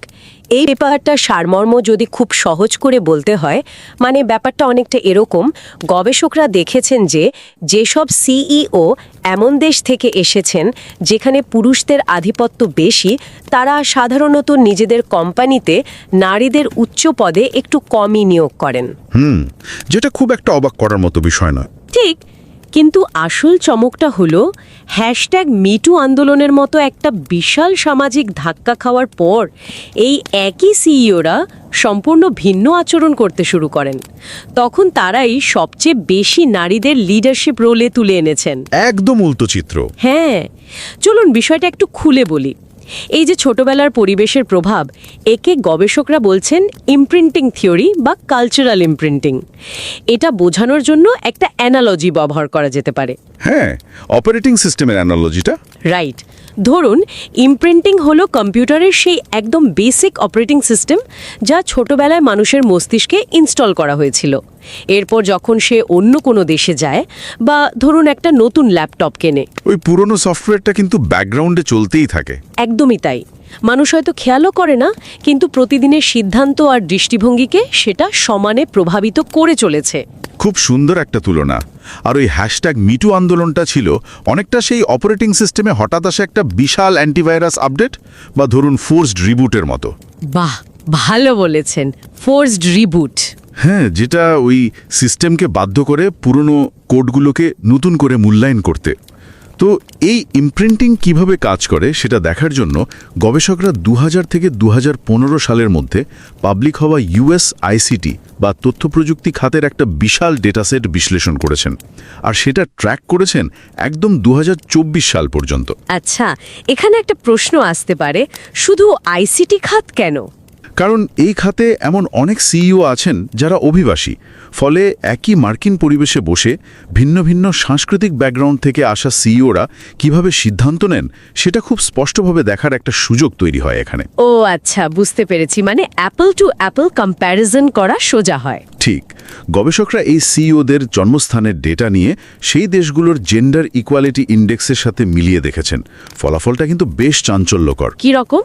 2017 সালের আগে পর্যন্ত ডেটায় স্পষ্ট দেখা গেছে যে যেসব সিইও এমন দেশে বড় হয়েছেন যেখানে লিঙ্গ বৈষম্য প্রকট, তাদের পরিচালিত কোম্পানিগুলোর শীর্ষ ম্যানেজমেন্টে নারীর সংখ্যা উল্লেখযোগ্যভাবে কম ছিল। আর অন্যদিকে সুইডেন বা ডেনমার্কের মতো সমতা ভিত্তিক দেশ থেকে আসা সিইওদের কোম্পানিতে নারীর অংশগ্রহণ নিশ্চয়ই বেশি ছিল। একদম তাই। মানে ওই যে অপারেটিং সিস্টেমের কথা বললেন না, সেটা মার্কিন যুক্তরাষ্ট্রে বসেও একদম নির্ভুলভাবে কাজ করছিল। আচ্ছা দাঁড়ান, এখানে আমার একটা খটকা লাগছে। মানুষ তো বদলায়, তাই না? এই অবচেতন মনের যে সফটওয়্যার, সেটা কি কখনো আপডেট হয় না? ভালো পয়েন্ট। মানে সারা জীবন কি শুধুই ছোটবেলার শিক্ষাই প্রভাব ফেলে? একজন মানুষ যখন একটা প্রগতিশীল দেশে বছরের পর বছর কাজ করছেন, তখন কি তার দৃষ্টিভঙ্গির স্বাভাবিক কোনো পরিবর্তন আসে না? সবচেয়ে চমকপ্রদ দিকটা হলো ঠিক এটাই। মানুষের এই বদ্ধমূল ধারণা বা ইমপ্রিন্টিং কিন্তু এমনি এমনি বদলায় না। রোজকার ছোটখাটো অভিজ্ঞতা সেই শেকড়কে খুব একটা টলাতে পারে না। তাহলে বদলায় কিভাবে? এটা বদলানোর জন্য প্রয়োজন হয় একটা প্রচণ্ড শক্তিশালী ধাক্কা। গবেষকরা মনস্তত্ত্বের ভাষায় একে বলছেন secondary sensitive period. Secondary sensitive period মানে প্রথমটা তাহলে ছোটবেলা? একদম ঠিক। মানুষের জীবনে প্রথম সেন্সিটিভ পিরিয়ড হলো তার ছোটবেলা, যখন এই প্রাথমিক ইমপ্রিন্টিংটা তৈরি হয়। আর সেকেন্ডারি পিরিয়ড হলো জীবনের এমন একটা পর্যায়ে যখন কোনো বিশাল সামাজিক বা মানসিক আলোড়ন ওই পুরনো বিশ্বাসগুলোকে একেবারে কাঠগড়ায় দাঁড় করিয়ে দেয়। মানে যেমন ওই 2017 সালের অক্টোবরে হার্ভে ওয়াইনস্টাইন স্ক্যান্ডালটা সামনে এলো। হ্যাঁ, আর তার পরপরই সোশ্যাল মিডিয়ায় #মিটু আন্দোলন তো দাবানলের মতো ছড়িয়ে পড়ে। এটা কিন্তু শুধু একটা হ্যাশট্যাগ ছিল না। না, মোটেও নয়। এটা তো কর্পোরেট বিশ্ব আর সমাজের দীর্ঘদিনের পুরুষতান্ত্রিক কাঠামোর বিরুদ্ধে একটা বিশাল অভ্যুত্থান ছিল। ঠিক তাই। আর যখন এ ধরনের কোনো ব্যাপক সামাজিক আন্দোলন মানুষের দীর্ঘদিনের বদ্ধমূল ধারণাকে সরাসরি চ্যালেঞ্জ করে, তখন মানুষের ওই পুরনো অপারেটিং সিস্টেম রীতিমতো হোঁচট খায়। তার মানে এই গবেষণায় দেখা যাচ্ছে যে মিটু আন্দোলনের পর ওই পুরুষ শাসিত সমাজ থেকে আসা সিইওরাই, যাদের কোম্পানিতে আগে নারীর সংখ্যা সবচেয়ে কম ছিল, তারাই সব বদলে দিলেন। হ্যাঁ, তারা তাদের কোম্পানিতে নারীদের অংশগ্রহণ অভাবনীয় হারে বাড়িয়েছিলেন। শুধু আগের ঘাটতিই পূরণ করেননি, বরং একটা পর্যায়ে তারা ওই সমতাভিত্তিক দেশ থেকে আসা সিইওদের পরিসংখ্যানকেও ছাড়িয়ে গিয়েছিলেন। বাহ, এটা কর্পোরেট নেতৃত্বের ইতিহাসের সত্যিই একটা বিস্ময়কর রূপান্তর। কিন্তু এখানেই ব্যাপারটা সবচেয়ে ইন্টারেস্টিং হয়ে উঠছে। আমার মনে হচ্ছে এটা নিয়ে একটু পুশব্যাক করা দরকার। হ্যাঁ, বলুন না। এই যে হঠাৎ করে নারীদের এত পদোন্নতি দেওয়া হলো, এই পরিবর্তনটা কি শুধুই লোক দেখানো ছিল না? মানে যাকে আমরা উইন্ডো ড্রেসিং বা পিআর স্টান্ট বলি। এই সন্দেহটা হওয়া খুব স্বাভাবিক। কোম্পানিগুলো কি কেবল মিডিয়ার হাত থেকে বাঁচতে বা ধরুন আইনি ঝামেলা এড়াতেই তড়িঘড়ি করে এই কাজ করেছিল, নাকি এর পেছনে সত্যিই কোনো গভীর মানসিক পরিবর্তন ছিল? এটা খুবই যৌক্তিক একটা প্রশ্ন, কারণ শুধু সংখ্যা বাড়লেই তো আর মানসিকতা বদলায় না। তাই পরিবর্তনের আসল কারণটা কি? বাহ্যিক চাপ নাকি কোনো গভীর অভ্যন্তরীণ উপলব্ধি? সেটা যাচাই করার জন্য গবেষকরা খুব যত্ন করে কয়েকটা মেকানিজম টেস্ট করেছেন। আচ্ছা, কি দেখলেন তারা? তারা ধাপে ধাপে 3টে মূল প্রশ্নের উত্তর খুঁজেছেন। প্রথমত, তারা দেখেছেন এই পরিবর্তনটা কতদিন স্থায়ী ছিল। রাইট, যদি পিআর স্টান্ট হয় তাহলে তো কিছুদিন পরই সব আগের মতো হয়ে যাওয়ার কথা। একদম। যদি এটা শুধুই মিডিয়ার হাত থেকে বাঁচার সাময়িক চেষ্টা হতো, তবে #মিটু আন্দোলনের উত্তাপ কমার সাথেই নারীদের নিয়োগও আগের অবস্থায় ফিরে যেত। কিন্তু ডেটা বলছে অন্য কথা। এই প্রভাব ক্ষণস্থায়ী ছিল না। মানে 2024 সাল পর্যন্ত টিকে ছিল? হ্যাঁ, আন্দোলনের প্রায় 7 বছর পরও এটা দৃঢ়ভাবে টিকেছিল, বরং ক্রমশ বৃদ্ধি পেয়েছে। আচ্ছা, তার মানে শুধু ড্যামেজ কন্ট্রোল ছিল না। দ্বিতীয় প্রশ্নটা কি ছিল? দ্বিতীয় প্রশ্নটা ছিল আরও গভীরে। কোথা পরিবর্তন হয়েছিল? মানে কোম্পানিগুলো কি শুধু লোক দেখানোর জন্য নারীদের ফিমেল টাইপড বা সহায়ক রোলে বসিয়েছিল, যেমন ধরুন HR বা পাবলিক রিলেশনসের প্রধান হিসাবে? এটা তো খুব কমন প্র্যাকটিস। কিন্তু না, ডেটা খুব স্পষ্টভাবে দেখাচ্ছে যে নারীদের নিয়োগ দেওয়া হয়েছিল ইঞ্জিনিয়ারিং, অপারেশনস এবং ফাইন্যান্সের মতো সম্পূর্ণ কোর রোলগুলোতে। ও আচ্ছা, যেগুলো আসলে ক্ষমতার মূল কেন্দ্র। ঠিক। এটা প্রমাণ করে যে সিইওরা শুধু পরিসংখ্যান ভারী করার জন্য নয়, বরং কোম্পানির মূল সিদ্ধান্ত গ্রহণের জায়গাগুলোতে নারীদের যোগ্যতাকে সত্যিই মূল্যায়ন করতে চেয়েছিলেন। ইন্টারেস্টিং। আর তৃতীয় প্রশ্নটা? তৃতীয়ত, তারা দেখলেন কারা এই পরিবর্তন এনেছিলেন। সাধারণত মিডিয়া বা বড় বিনিয়োগকারীদের চাপ তো বিশাল কর্পোরেশনগুলোর উপর বেশি থাকে, তাই না? হ্যাঁ, ছোট কোম্পানিগুলোর ওপর তো ততটা মিডিয়া প্রেশার থাকে না। একদম। কিন্তু এই গবেষণায় দেখা গেছে শুধু বড় কোম্পানি নয়, ছোট কোম্পানিগুলোতেও এই পরিবর্তন একইভাবে এসেছে। আর এর চেয়েও চমকপ্রদ তথ্য হল, বয়স্ক সিইওদের তুলনায় তরুণ সিইওদের মধ্যে এই পরিবর্তনের হার ছিল সবচেয়ে বেশি। ও আচ্ছা, কারণ তরুণ বয়সে নতুন চিন্তাধারা গ্রহণ করার মানসিকতা বেশি থাকে। ঠিক তাই। নিউরোসায়েন্স বলছে তরুণ বয়সে ব্রেন প্লাস্টিসিটি বেশি থাকে। তারা নিজেদের পুরনো বিশ্বাস ভাঙতে বেশি আগ্রহী হন। রাইট। তো আমরা যদি পুরো বিষয়টাকে এক সুতোয় গাঁথি, তাহলে পরিষ্কার বোঝা যায় এটা শুধুই বাহ্যিক চাপ বা আইনি ঝামেলা এড়ানোর চেষ্টা ছিল না, বরং ওই সিইওদের মধ্যে একটা গভীর নৈতিক উপলব্ধি তৈরি হয়েছিল। তারা সত্যি জেন্ডার স্টিরিওটাইপগুলোকে নতুন করে সংজ্ঞায়িত করছিলেন। দাঁড়ান, এই জায়গাটাতে আমার আরও একটু পরিষ্কার হওয়া দরকার। আমরা বুঝলাম যে সিইওদের মানসিকতায় একটা বদল এসেছিল, তারা টপ ম্যানেজমেন্টে নারীদের এনেছিলেন, কিন্তু এর প্রভাব কি শুধুই ওপর মহলে সীমাবদ্ধ ছিল? মানে সাধারণ কর্মীদের কথা বলছেন? হ্যাঁ, শুধু ওপরে কয়েকজন নারীকে বসালেই তো আর পুরো প্রতিষ্ঠানের সাধারণ কর্মচারীদের প্রতিদিনের অভিজ্ঞতা রাতারাতি বদলে যায় না, তাই না? একটা সম্পূর্ণ কোম্পানির সংস্কৃতি কি সত্যিই পাল্টেছিল? খুব তীক্ষ্ণ একটা পর্যবেক্ষণ। গবেষকরাও ঠিক এই জায়গাটা খতিয়ে দেখেছেন পেপারের অ্যাডিশনাল অ্যানালিসিস বা অতিরিক্ত বিশ্লেষণ অংশে। আচ্ছা, কি পেলেন তারা? সাধারণত কোনো কোম্পানি যখন শুধু লোক দেখানোর জন্য উইন্ডো ড্রেসিং করে, তখন তারা সবার আগে বোর্ডের কাঠামোতে পরিবর্তন আনে, কারণ ওটা বাইরে থেকে সবচেয়ে বেশি দৃশ্যমান। হ্যাঁ, একদম। কিন্তু ডেটা বলছে বোর্ডের কাঠামোতে এই প্রভাব খুব একটা পড়েনি। পরিবর্তনটা এসছিল প্রতিষ্ঠানের অনেক গভীরে। গবেষকরা যখন লিঙ্কডইন ডেটা বিশ্লেষণ করলেন, তখন দেখলেন যে ওই কোম্পানিগুলোতে নারীদের অভ্যন্তরীণ পদোন্নতি বা প্রমোশন অনেক দ্রুত হতে শুরু করেছিল। ওহ, মানে শুধু বাইরে থেকে নারীদের হায়ার করে এনে ওপরের পদে বসানো হয়নি? না, বরং ভেতরে থাকা নারীদের প্রতিদিনের কাজের যোগ্যতার মূল্যায়ন করে তাদের সামনে এগিয়ে যাওয়ার পথ তৈরি করা হয়েছিল। এটা কিন্তু একটা সুস্থ কর্পোরেট সংস্কৃতির সবচেয়ে বড় লক্ষণ। হ্যাঁ, এটা তো সত্যিই দারুণ একটা ব্যাপার। সাধারণ কর্মীরা কেমন ফিল করছিলেন সেটার কোনো ডেটা আছে? আছে তো। গ্লাসডোর রিভিউ থেকে একটা দারুণ প্রমাণ পাওয়া যায়। যাদের কর্পোরেট অভিজ্ঞতা আছে তারা জানেন যে গ্লাসডোরে কর্মীরা সম্পূর্ণ বেনামে তাদের কোম্পানির ভেতরের পরিবেশ নিয়ে রিভিউ দেন। হ্যাঁ, ওখানে তো আসল সত্যিটা বেরিয়ে আসে। ঠিক তো, ডেটা বলছে #মিটু আন্দোলনের পর ওই কোম্পানিগুলোর গ্লাসডোর রিভিউতে কর্মক্ষেত্রে হয়রানি, টক্সিক পরিবেশ বা লিঙ্গ বৈষম্যের অভিযোগ উল্লেখযোগ্যভাবে কমে যায়। ওয়াও, তার মানে কর্মীদের প্রতিদিনের অভিজ্ঞতা সত্যিই নিরাপদ হয়ে উঠছিল। একদম। শুধু তাই নয়, গবেষকরা সিইওদের আর্নিংস কলের বক্তব্যগুলোর উপর ন্যাচারাল ল্যাঙ্গুয়েজ প্রসেসিং বা এনএলপি চালিয়েছেন। আর্নিংস কল হলো যেখানে সিইওরা বিনিয়োগকারীদের সাথে কথা বলেন। আচ্ছা, সেখানে কি পাওয়া গেল? সেখানকার ভাষা বিশ্লেষণ করে দেখা গেছে আন্দোলনের পর ওই সিইওরা তাদের বক্তব্যে আগের চেয়ে অনেক বেশি সততা, নৈতিকতা আর সম্মানের মতো শব্দগুলো ব্যবহার করছেন।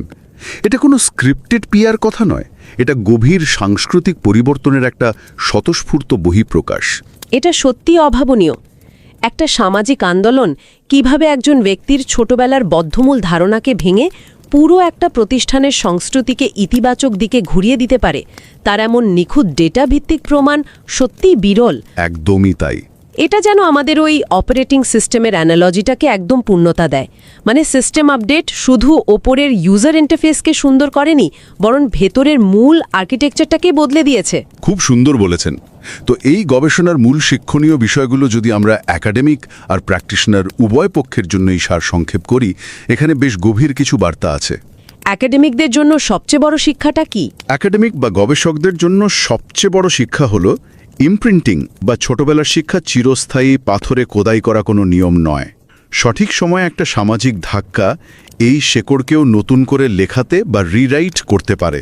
রাইট। আর কর্পোরেট দুনিয়ার মানুষদের জন্য? প্র্যাকটিশনারদের জন্য শিক্ষাটা আরও বেশি বাস্তব। অনেকেই মনে করেন সোশ্যাল মিডিয়ার মুভমেন্টগুলো আসলে স্ল্যাকটিভিজম বা শুধুই ঘরে বসে আন্দোলন।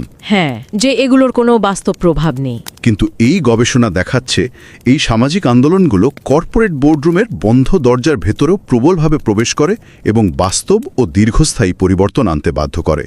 আর সবচেয়ে আশার কথা হলো ওই যে পুরুষ শাসিত সমাজ থেকে আসা লিডাররা। হ্যাঁ, আমরা হয়তো ধরে নিই যে তারা সমতার বিরোধী হবেন, কিন্তু সঠিক পরিবেশ আর উপলব্ধি পেলে তারাই সমতার সবচেয়ে বড় উপকার হয়ে উঠতে পারেন। একদম ঠিক। তবে এখান থেকে তো ভবিষ্যৎ গবেষণার জন্য অনেক নতুন রাস্তা খুলে যায়, তাই না? হ্যাঁ, এখান থেকে কিছু অত্যন্ত গুরুত্বপূর্ণ প্রশ্ন উঠে আসে। যেমন ধরুন, দ্বিতীয় প্রজন্মের অভিবাসীদের ওপর কি এই সামাজিক আন্দোলনগুলোর একই রকম প্রভাব পড়ে? যাদের পরিবার পুরুষ শাসিত সমাজ থেকে এসেছে কিন্তু তারা নিজে সেখানে বড় হননি। রাইট। কিংবা যে নারী সিইওরা ওই একই সমাজ থেকে উঠে এসছেন, তাদের ওপর কি #মিটু আন্দোলনের প্রভাব পুরুষ সিইওদের মতোই ছিল? এছাড়া আইসিটি সেক্টরের বাইরে ম্যানুফ্যাকচারিং বা ব্যাংকিংয়ের মতো অন্যান্য ইন্ডাস্ট্রিতেও কি আমরা একই ফলাফল দেখতে পাবো? এগুলো নিয়ে ভবিষ্যতে আরও অনেক গবেষণার সুযোগ রয়েছে। তাহলে এই সব কিছুর চূড়ান্ত অর্থ কি দাঁড়াচ্ছে? আজকের আলোচনা শেষে একটা খুব গভীর ভাবনা কিন্তু মনে থেকে যায়। যারা শুনছেন একটু ভেবে দেখুন, আজ আমাদের চারপাশে পরিবেশ রক্ষা, জলবায়ু পরিবর্তন বা মানবাধিকার নিয়ে যে অসংখ্য সামাজিক আন্দোলন চলছে, সেগুলো হয়তো ঠিক এই মুহূর্তে নীরবে আজকের লিডারদের মানসিকতা একইভাবে বদলে দিচ্ছে। হয়তো কোনো এক কর্পোরেট লিডার যিনি এমন পরিবেশে বড় হয়েছেন যেখানে প্রকৃতির চেয়ে শিল্পায়নকে বেশি গুরুত্ব দেওয়া হতো, তিনি আজ নিজের অজান্তেই নিজের পুরনো অপারেটিং সিস্টেম আপডেট করছেন। একদমই অসম্ভব নয়।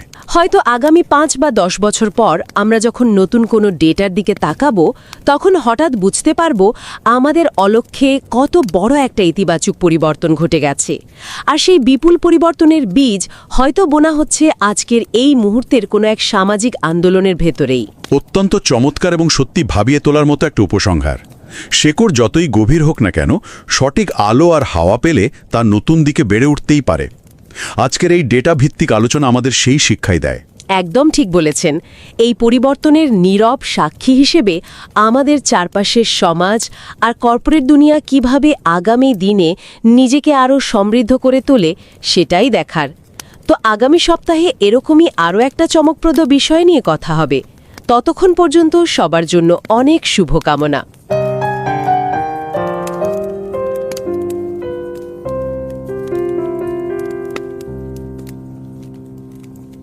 नमस्कार। रिवाइज एंड रीसबमिट में आपका स्वागत है।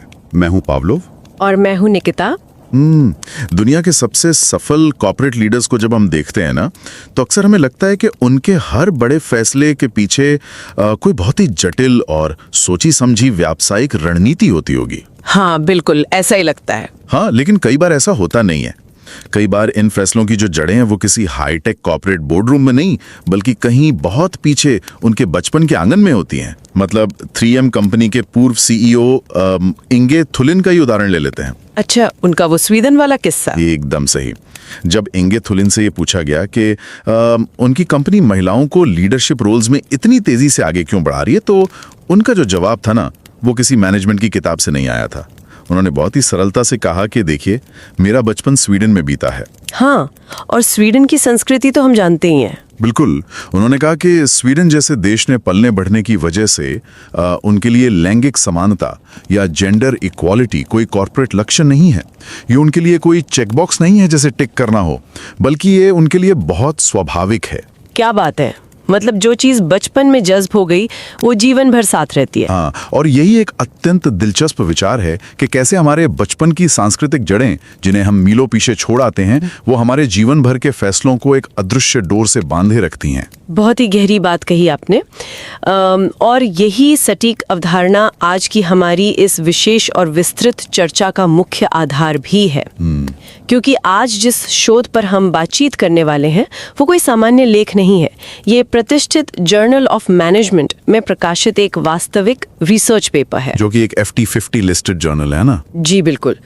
इस शानदार रिसर्च पेपर का नाम है rewriting the imprint, how #MeToo led CEOs from male dominant cultures to increase gender equality। और इसे लिखा है कोपेनहेगन बिजनेस स्कूल के माइकल जे मुलर और Rotterdam school of management, Erasmus university के टैको H रेल्स ने। टाइटल ही काफी विचारोत्तेजक है। हाँ, ये पेपर एक बहुत ही पेचीदा सवाल की पड़ताल करता है कि क्या किसी इंसान के भीतर जो सांस्कृतिक मूल्य छप जाते हैं, क्या वो हमेशा के लिए स्थायी होते हैं, या फिर #MeToo जैसा कोई विशाल सामाजिक आंदोलन उन गहरी जड़ों को भी हिलाकर उन्हें फिर से लिखने की ताकत रखता है। ये सच में एक बहुत ही प्रासंगिक सवाल है, लेकिन इस शोध की गहराइयों में उतरने से पहले मुझे लगता है अकादमिक और शोध समुदाय के लिए कुछ बहुत ही महत्वपूर्ण अपडेट्स साझा करना जरूरी हैं। जी बिल्कुल। तो श्रोताओं के निरंतर प्यार और समर्थन के कारण मार्च 2026 से हमारी ये पहल एक साप्ताहिक कार्यक्रम बन गई है, जो अब हर रविवार और सोमवार को प्रसारित होती है। ये तो बहुत ही अच्छी खबर है। पूरा ध्यान टॉप टियर पीयर रिव्यू पत्रिकाओं के नए प्रकाशनों पर होता है। अब सुनने वालों के मन में ये सवाल आ सकता है कि इसे हम रोज क्यों नहीं करते हैं? हाँ, और इसका कारण बताना बहुत जरूरी है। बिल्कुल, इसका एक बहुत ही ठोस पर्यावरणीय कारण है। असल में जो एआई सहायता प्राप्त प्रौद्योगिकियां होती हैं, वो प्रकृति और जलवायु पर काफी भारी पड़ती हैं। उनके बैकएंड डेटा सेंटर्स की वजह से। एकदम सही। उन डेटा सेंटर्स में काफी पानी की खपत होती है।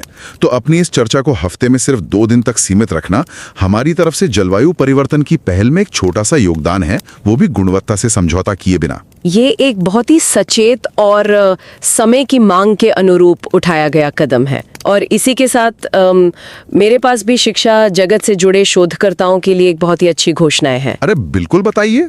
जो भी लोग अमेरिका के फिलाडेल्फिया में आयोजित होने वाली एकेडमी ऑफ मैनेजमेंट यानी AOM की 86वीं वार्षिक बैठक में व्यक्तिगत रूप से जाने की योजना बना रहे हैं, उन्हें स्पेस इकोनॉमी पर होने वाले प्रोफेशनल डेवलपमेंट वर्कशॉप यानी PDW के लिए जरूर रजिस्टर करना चाहिए। स्पेस इकोनॉमी, ये तो बहुत ही नया और दिलचस्प विषय है ना?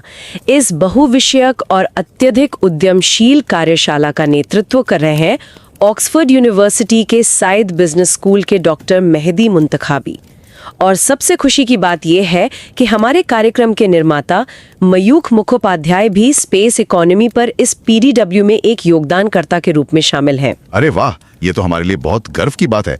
इसका रजिस्ट्रेशन लिंक हमने शो नोट्स में डाल दिया है ना? हाँ, लिंक शो नोट्स में उपलब्ध है। इसके अलावा एक और शानदार पहल का जिक्र करना मैं चाहूंगा।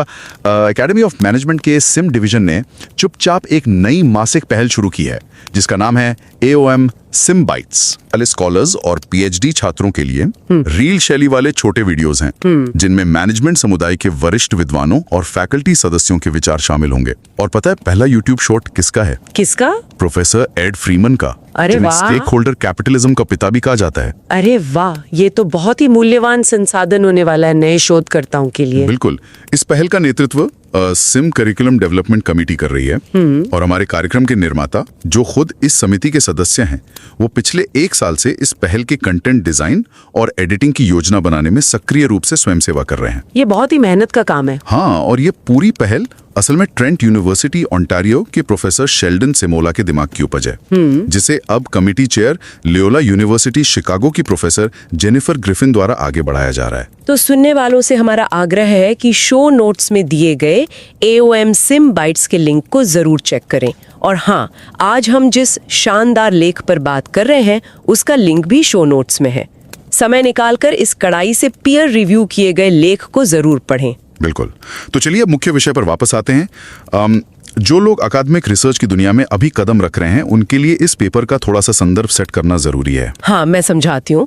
देखिए, ये जो रिसर्च है, ये एक बहुत ही बुनियादी सवाल उठाती है कि जब एक CEO अपने देश से निकलकर किसी नए देश में काम शुरू करता है, तो क्या वो अपनी वो पुरानी सांस्कृतिक सोच जो उसे बचपन में मिली थी, क्या वो उसे बॉर्डर पर ही छोड़ आता है?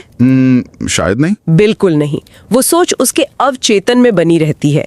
लेकिन सवाल ये है कि जब समाज में #MeToo जैसा कोई बड़ा भूचाल आता है, जो सीधे तौर पर उस पुरानी और रूढ़िवादी सोच को चुनौती देता है, तब ऐसे लीडर्स क्या करते हैं?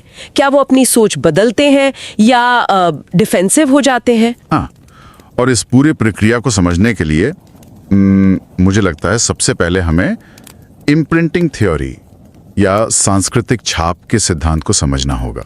जी, आप इसे कैसे समझाएंगे? मतलब अगर मैं इसे एक तकनीकी उपमा, एक एनालॉजी के जरिए समझाऊं, तो ये वैसा ही है जैसे बचपन में इंसान के दिमाग में एक सांस्कृतिक ऑपरेटिंग सिस्टम इंस्टॉल कर दिया जाता है। ऑपरेटिंग सिस्टम, ये उपमा बहुत सटीक लग रही है ना? मतलब इंसान बड़ा होकर चाहे किसी भी देश में चला जाए, उसका काम करने का जो डिफॉल्ट तरीका है, वो उसी पुराने ऑपरेटिंग सिस्टम पर ही चलता है। उसकी भाषा बदल सकती है, उसके कपड़े पहनने का तरीका बदल सकता है, यहाँ तक कि उसके पास हार्वर्ड या स्टैनफोर्ड की मैनेजमेंट डिग्री भी हो सकती है। लेकिन बैकग्राउंड में जो कोड रन कर रहा है, वो वही रहता है। एकदम सही। वो कोड उसके बचपन के अनुभवों ने लिखा था। और दिलचस्प बात यह है कि इस ऑपरेटिंग सिस्टम का सोर्स कोड कहाँ लिखा गया था, यही खोजना इस रिसर्च का मुख्य उद्देश्य था। और इसके लिए लेखकों ने जो तरीका अपनाया, वो बहुत ही चतुर था। उन्होंने एपिडेमियोलॉजिकल अप्रोच या महामारी विज्ञान के तरीके का इस्तेमाल किया। महामारी विज्ञान, लेकिन ये तो मैनेजमेंट का पेपर है ना, तो ये मेडिकल फील्ड का शब्द यहाँ कैसे? हाँ, सुनने में थोड़ा अजीब लगता है, लेकिन देखिए, चिकित्सा में वैज्ञानिक क्या करते हैं, वो देखते हैं कि एक ही शहर में रहने वाले लेकिन अलग अलग जेनेटिक बैकग्राउंड वाले लोगों पर कोई एक बीमारी कैसे असर करती है। अच्छा, मतलब माहौल एक है पर लोग अलग हैं। बिल्कुल। और मैनेजमेंट रिसर्च में इस तरीके को लागू करने के लिए लेखकों ने अमेरिका की इंफॉर्मेशन एंड कम्युनिकेशंस टेक्नोलॉजी यानी आईसीटी इंडस्ट्री का 2000 से 2015 के बीच का आईपीओ डेटा चुना। पर यहाँ एक सवाल उठता है, मतलब कोई भी नया रिसर्चर ये सोचेगा कि सिर्फ अमेरिका का ही डेटा क्यों, और वो भी सिर्फ आईपीओ के समय का। होल में काम कर रहे अलग अलग देशों के सीईओज की तुलना कर पाए। मतलब सोचिए, अमेरिका के शेयर बाजार के नियम सबके लिए एक जैसे हैं। हाँ, लेबर लॉ भी एक है। और निवेशकों का जो दबाव होता है वो भी सभी सीईओज पर समान होता है। तो जब सब कुछ समान है, बाहरी माहौल एकदम एक जैसा है, तब भी अगर उनके फैसलों में कोई अंतर आता है तो वो अमेरिकी माहौल की वजह से नहीं होगा। वो अंतर उनके उस पुराने सांस्कृतिक ऑपरेटिंग सिस्टम की वजह से होगा। एकदम सही पकड़ा आपने। और आईपीओ का समय इसलिए चुना गया क्योंकि जब कोई कंपनी आईपीओ लाती है, वो अपनी लीडरशिप टीम को सबसे ज्यादा व्यवस्थित कर रही होती है। हाँ, उस समय जो फैसले लिए जाते हैं वो सीईओ के असली सोच को बड़ी स्पष्टता से सामने लाते हैं। ये तो सच में बाहरी प्रभावों को अलग करके इंसान की असली सोच मापने का बहुत ही वैज्ञानिक तरीका है। तो अगर हम 2017 से पहले के डेटा पर नजर डालें, मतलब जब #MeToo आंदोलन नहीं हुआ था, तब डेटा क्या कहानी कह रहा था? क्या वो पुराना ऑपरेटिंग सिस्टम सच में अपना काम कर रहा था? डेटा ने बिना किसी शक के ये साबित किया कि वो ऑपरेटिंग सिस्टम पूरी तरह से हावी था। 1990 के जेंडर गैप डेटा के आधार पर रिसर्चर्स ने देखा कि कौन सा सीईओ किस देश से आया है। अच्छा, तो नतीजे क्या निकले? नतीजे बहुत साफ थे।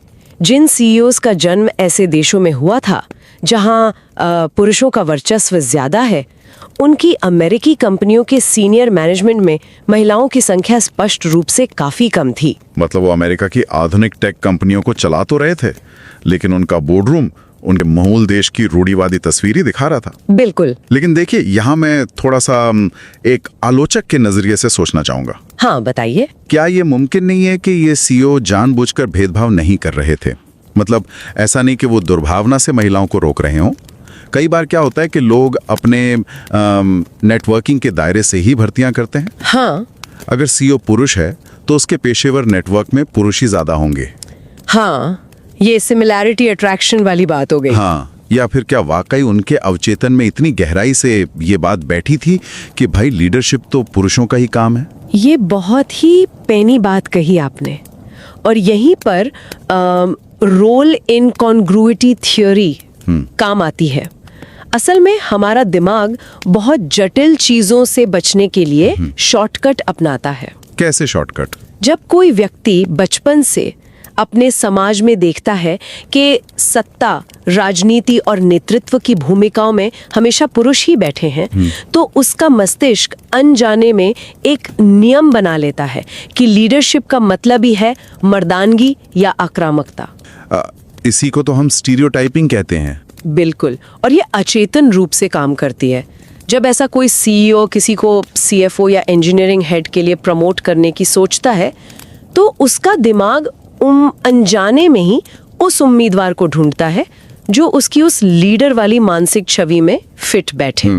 और क्योंकि महिलाओं को उस आक्रामक छवि के विपरीत माना जाता है, इसलिए उन्हें अनजाने में ही अनुपयुक्त मान लिया जाता है। हाँ, ये कोई साजिश नहीं होती, ये बस उस सांस्कृतिक ऑपरेटिंग सिस्टम का डिफॉल्ट कोड रन करना है। ये बात एकदम साफ कर देती है कि कैसे एक अदृश्य पूर्वाग्रह बिना किसी शोर शराबे के हमारे फैसले ले रहा होता है। लेकिन जैसा कि हम टेक की दुनिया में देखते हैं, हर पुराने ऑपरेटिंग सिस्टम को कभी न कभी एक बड़े शॉक या अपडेट की जरूरत पड़ती है। और वो शॉक आया अक्टूबर 2017 में। बिल्कुल।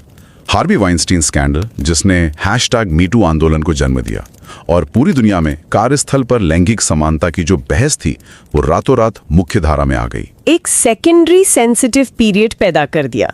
पहला तो बचपन हो गया, है ना? सही कहा।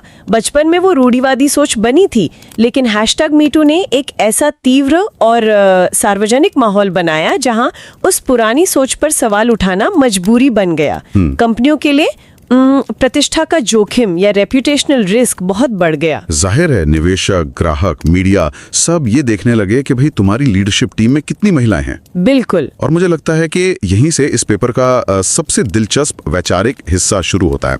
जब ये बाहरी दबाव बढ़ा तो कंपनियों को कुछ ना कुछ तो करना ही था। लेकिन मनोविज्ञान में हम दो तरह की प्रेरणाओं की बात करते हैं ना। हाँ, एक्सट्रिंसिक और इंट्रिंसिक मोटिव। बिल्कुल। पहला है एक्सट्रिंसिक मोटिव या बाहरी दिखावा, मतलब अपनी पीआर बचाने के लिए और इन्वेस्टर्स को शांत करने के लिए बस थोड़े समय के लिए कुछ महिलाओं को आगे कर देना। और दूसरा है इंट्रिंसिक मोटिव, यानी सच में अपनी पुरानी सोच को गलत मानना और एक आंतरिक बदलाव लाना। और इन दोनों के नतीजे जमीन पर बहुत अलग दिखते हैं। अगर दिखावा है तो वो ज्यादा दिन नहीं टिकेगा, जैसे ही मीडिया शांत होगा सब पहले जैसा हो जाएगा। इसे हम उस पुरानी उपमा से ही जोड़ सकते हैं। मतलब बाहरी दिखावा ऐसा है जैसे आपने अपनी पुरानी गाड़ी को बाहर से नया रंग पोत दिया ताकि वो देखने में अच्छी लगे। लेकिन इंट्रिंसिक या आंतरिक बदलाव का मतलब है आपने गाड़ी का बोनेट खोला, पुराना इंजन निकाला और एक नया इंजन फिट कर दिया ताकि गाड़ी हकीकत में बेहतर चले। तो इस रिसर्च का डेटा क्या कहता है? इन सीईओज ने सिर्फ गाड़ी को रंगा या सच में इंजन बदला? और यहीं पर इस पेपर का सबसे हैरान करने वाला नतीजा सामने आता है। डेटा दिखाता है कि #MeToo के बाद जिन सीईओज का बैकग्राउंड सबसे ज्यादा पुरुष प्रधान था, उन्होंने महिलाओं की लीडरशिप इतनी तेजी से बढ़ाई कि वो उन सीईओज से भी आगे निकल गए जो स्वीडन जैसे समानता वाले देशों से आए थे। अरे सच में? मतलब ये तो एक विरोधाभास हो गया। जो सबसे पीछे थे वो अचानक सबसे आगे कैसे हो गए? हाँ, ये बहुत अप्रत्याशित था। लेकिन देखिए, यहाँ किसी के भी मन में ये शक आ सकते हैं कि शायद ये सिर्फ एक बहुत बड़ा पीआर स्टंट था। मतलब रातों रात कुछ महिलाओं को प्रमोट कर दिया होगा बस न्यूज की सुर्खियों से बचने के लिए। हम कैसे मान लें कि ये सच में इंजन का बदलाव था? ये शक लेखकों को भी था, इसलिए उन्होंने सिर्फ ऊपर ऊपर से डेटा नहीं देखा। उन्होंने 4 बहुत ही कड़े सबूत, या जिन्हें वो मैकेनिज्म टेस्ट्स कहते हैं, वो पेश किए। पहला टेस्ट था समय सीमा या ड्यूरेशन का। वो कैसे? अगर ये सिर्फ बाहरी दिखावा होता तो 2018 या 2019 तक आते आते ये ट्रेंड खत्म हो जाता। लेकिन डेटा दिखाता है कि ये असर कुछ महीनों का नहीं था। 2024 तक महिलाओं की लीडरशिप में ये वृद्धि लगातार बढ़ती रही। हाँ, ये बात तो है, क्योंकि पीआर स्टंट महंगे होते हैं और उन्हें सालों तक बनाए रखना आसान नहीं होता। लेकिन सिर्फ समय सीमा काफी नहीं है ना? क्या डेटा में ये भी देखा गया कि महिलाओं को कौन से रोल दिए जा रहे थे? बिल्कुल, और ये दूसरा सबूत है जिसे डोमेन्स या भूमिकाएं कहा गया है। जब कोई कंपनी सिर्फ दिखावा करती है, टोकनिज्म करती है, तो वो महिलाओं को अक्सर एचआर या सपोर्ट रोल्स में रख देती है। हाँ, ताकि वो लीडरशिप पेज पर दिखें पर असली पावर ना हो। एकदम सही। लेकिन इस रिसर्च ने साबित किया कि महिलाओं को मेल डोमिनेटेड कोर रोल्स दिए जा रहे थे, मतलब इंजीनियरिंग हेड्स, सीएफओ या ऑपरेशंस की कमान। लेकिन क्या इन सीईओज की अपनी उम्र का भी इसमें कोई लेना देना था? क्योंकि हम अक्सर देखते हैं कि एक उम्र के बाद किसी की बुनियादी सोच बदलना लगभग नामुमकिन हो जाता है। ये आपका बहुत ही सटीक विश्लेषण है और यही उनका तीसरा सबूत था। रिसर्च में साफ दिखा कि ये जो एटीट्यूडनल चेंज था, ये बदलाव सबसे ज्यादा युवा सीईओज के नेतृत्व में देखा गया। क्योंकि उनका दिमाग नई चीजें सीखने के लिए ज्यादा खुला होता है। हाँ, न्यूरोप्लास्टिसिटी की वजह से वो अपने ऑपरेटिंग सिस्टम को रीप्रोग्राम कर पाए। अगर ये सिर्फ इन्वेस्टर्स का बाहरी दबाव होता तो कुर्सी बचाने के लिए उम्रदराज सीईओ भी वैसा ही दिखावा करते। लेकिन युवा सीईओज का आगे आना ये दिखाता है कि ये बदलाव आंतरिक था। बहुत ही तार्किक बात है। पर जब हम सिर्फ टॉप मैनेजमेंट की बात करते हैं ना, तो मुझे लगता है तस्वीर पूरी नहीं होती। क्या कंपनी के अंदर जो रोजमर्रा का काम का माहौल होता है उसमें भी कोई फर्क दिखा? ये चौथा और आखिरी सबूत था जिसने पूरी बहस ही खत्म कर दी। रिसर्चर्स ने लिंक्डइन डेटा का इस्तेमाल करके कंपनी के निचले और मध्य स्तरों को भी देखा। अच्छा, तो वहाँ क्या मिला? उन्होंने पाया कि कंपनी के भीतर से ही महिलाओं का प्रमोशन बहुत तेज हो गया था। मतलब सिर्फ बाहर से दिखाने के लिए हायरिंग नहीं हो रही थी। और सबसे बड़ी बात, ग्लासडोर के रिव्यू डेटा से पता चला कि इन कंपनियों में उत्पीड़न या भेदभाव की शिकायतों में भारी कमी आई थी। ये तो सीधे तौर पर वर्क कल्चर बदलने का सबूत है। और एक आखिरी बहुत दिलचस्प बात बताऊं? हाँ बिल्कुल। जब इन सीईओज की इन्वेस्टर्स के साथ जो अर्निंग्स कॉल्स होती हैं, उनका भाषाई विश्लेषण किया गया तो पता चला कि #MeToo के बाद ये लीडर्स अपनी बातचीत में ईमानदारी, इंटेग्रिटी और सम्मान, रिस्पेक्ट जैसे शब्दों का बहुत ज्यादा इस्तेमाल करने लगे थे। अरे वाह, मतलब उनकी भाषा तक में बदलाव आ गया था।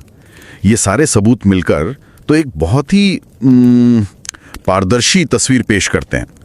ये सच में एक बुनियादी बदलाव था, कोई पिया स्टंट नहीं। मीटू के उस झटके ने उनके रूढ़िवादी ऑपरेटिंग सिस्टम को पूरी तरह से रिप्रोग्राम कर दिया था, बिना किसी संदेह के। और इसीलिए ये पेपर एकेडमिक और कॉर्पोरेट दोनों दुनिया के लिए एक मास्टर क्लास है।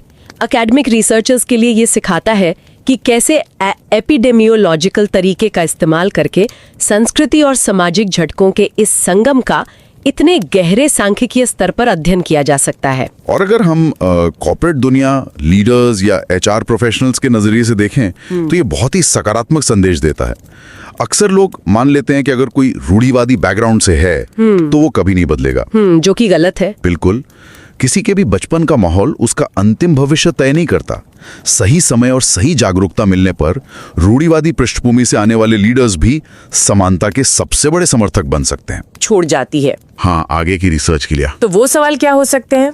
उदाहरण के लिए क्या दूसरी पीढ़ी या सेकंड जनरेशन के अप्रवासी सीईओस पर भी यही नियम लागू होता है? मतलब वो जो पैदा तो अमेरिका में हुए पर उनके माता पिता रूढ़िवादी संस्कृति से आए थे। और एक बहुत ही जरूरी सवाल, अगर यही अध्ययन उम्र पुरुष प्रधान संस्कृतियों से आने वाली महिला सीईओस पर किया जाता तो क्या नतीजे अलग होते?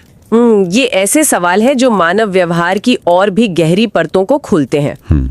और आज की इस अत्यंत सार्थक चर्चा के अंत में मैं सुनने वालों के लिए एक बहुत ही गहरा सवाल छोड़ना चाहता हूँ। वो क्या है? देखिए, अगर एक बहुत बड़े सामाजिक झटके ने इन लीडर्स को अपनी सोच बदलने पर मजबूर कर दिया, तो क्या आम जीवन में अपनी सोच की जड़ों को बदलने के लिए हमें हमेशा एक बाहरी शॉक की ही जरूरत होती है, या हम आत्ममंथन और सचेत प्रयास के जरिए खुद अपने सांस्कृतिक ऑपरेटिंग सिस्टम को अपडेट कर सकते हैं? बहुत ही विचारोत्तेजक प्रश्न है ये, है ना? इसी गहरे सवाल के साथ आज के इस विस्तृत विश्लेषण को हम यहीं विराम देते हैं। इस ज्ञानवर्धक बातचीत में हमारे साथ जुड़े रहने के लिए आप सभी का बहुत बहुत धन्यवाद।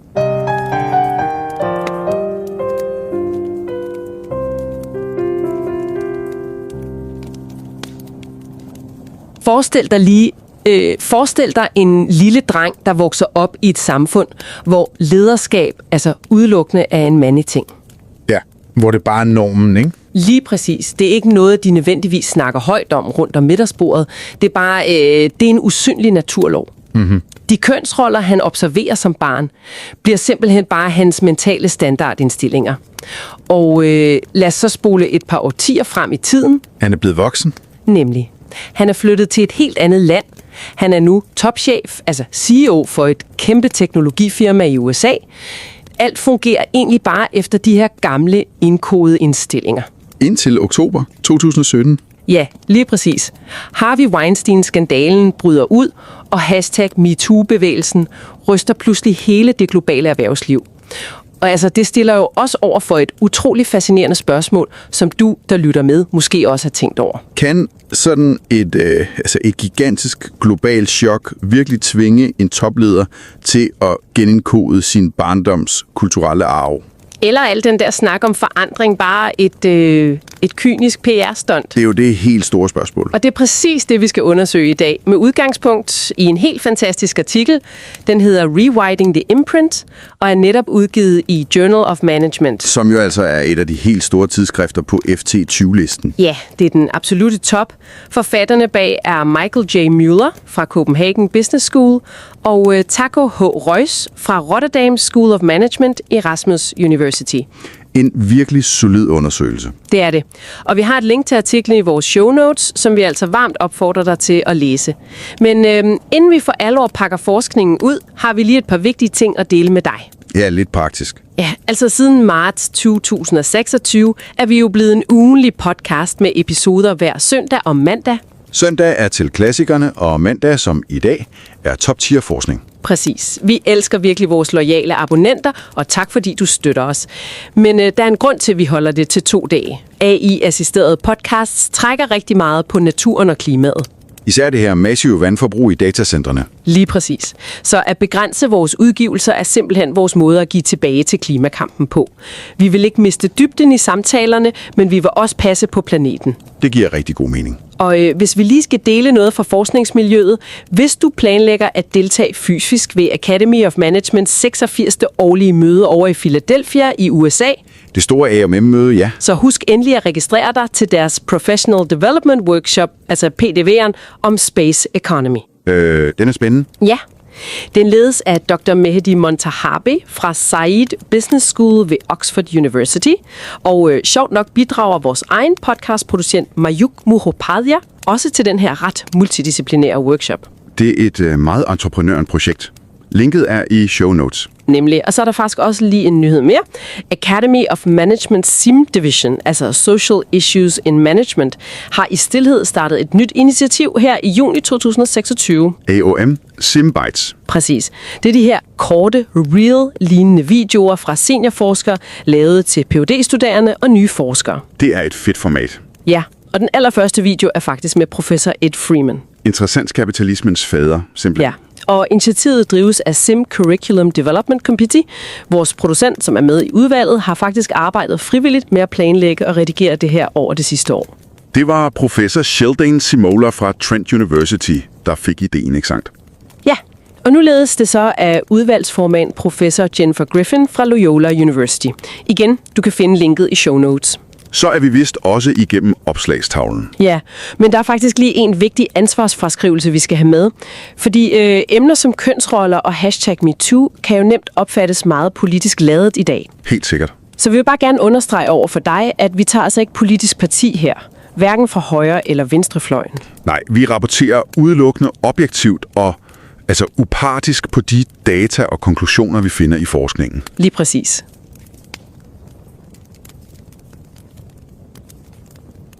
Rundt om de normer for mænd og kvinder, vi vokser op med. Forskningen kalder det et kulturelt aftryk. Okay, så det sætter sig fast i en. Præcis. Spørgsmålet er så, om det aftryk bliver siddende, selv når du krydser landegrænser og bliver topchef. Aha. Og endnu vigtigere, om en stor social begivenhed som #MeToo kan tvinge en til at bryde det aftryk. Okay, lad os pakke det her ud. Jeg plejer at tænke på det her kulturelle aftryk lidt som et operativsystem på en computer. Det er en rigtig god metafor. Altså, det blev installeret på fabrikken. Du tager måske computeren med til et andet land, og du downloader nogle nye apps. Du lærer sproget, kulturen. Ja, præcis. Men det er stadig det grundlæggende styresystem, der ligesom håndterer baggrundsprocesserne. Men hvad sker der så, når det system pludselig udsættes for et massivt, uventet strømstød ude fra samfundet? Det fascinerende her er, at vi normalt antager, at kultur er enormt svært at ændre. Altså, at det bliver hos os gennem hele livet. Det hører man jo altid. Ja, men teorien her, Imprinting Theory, arbejder med det, der hedder sekundære sensitive perioder. Hvad vil det sige?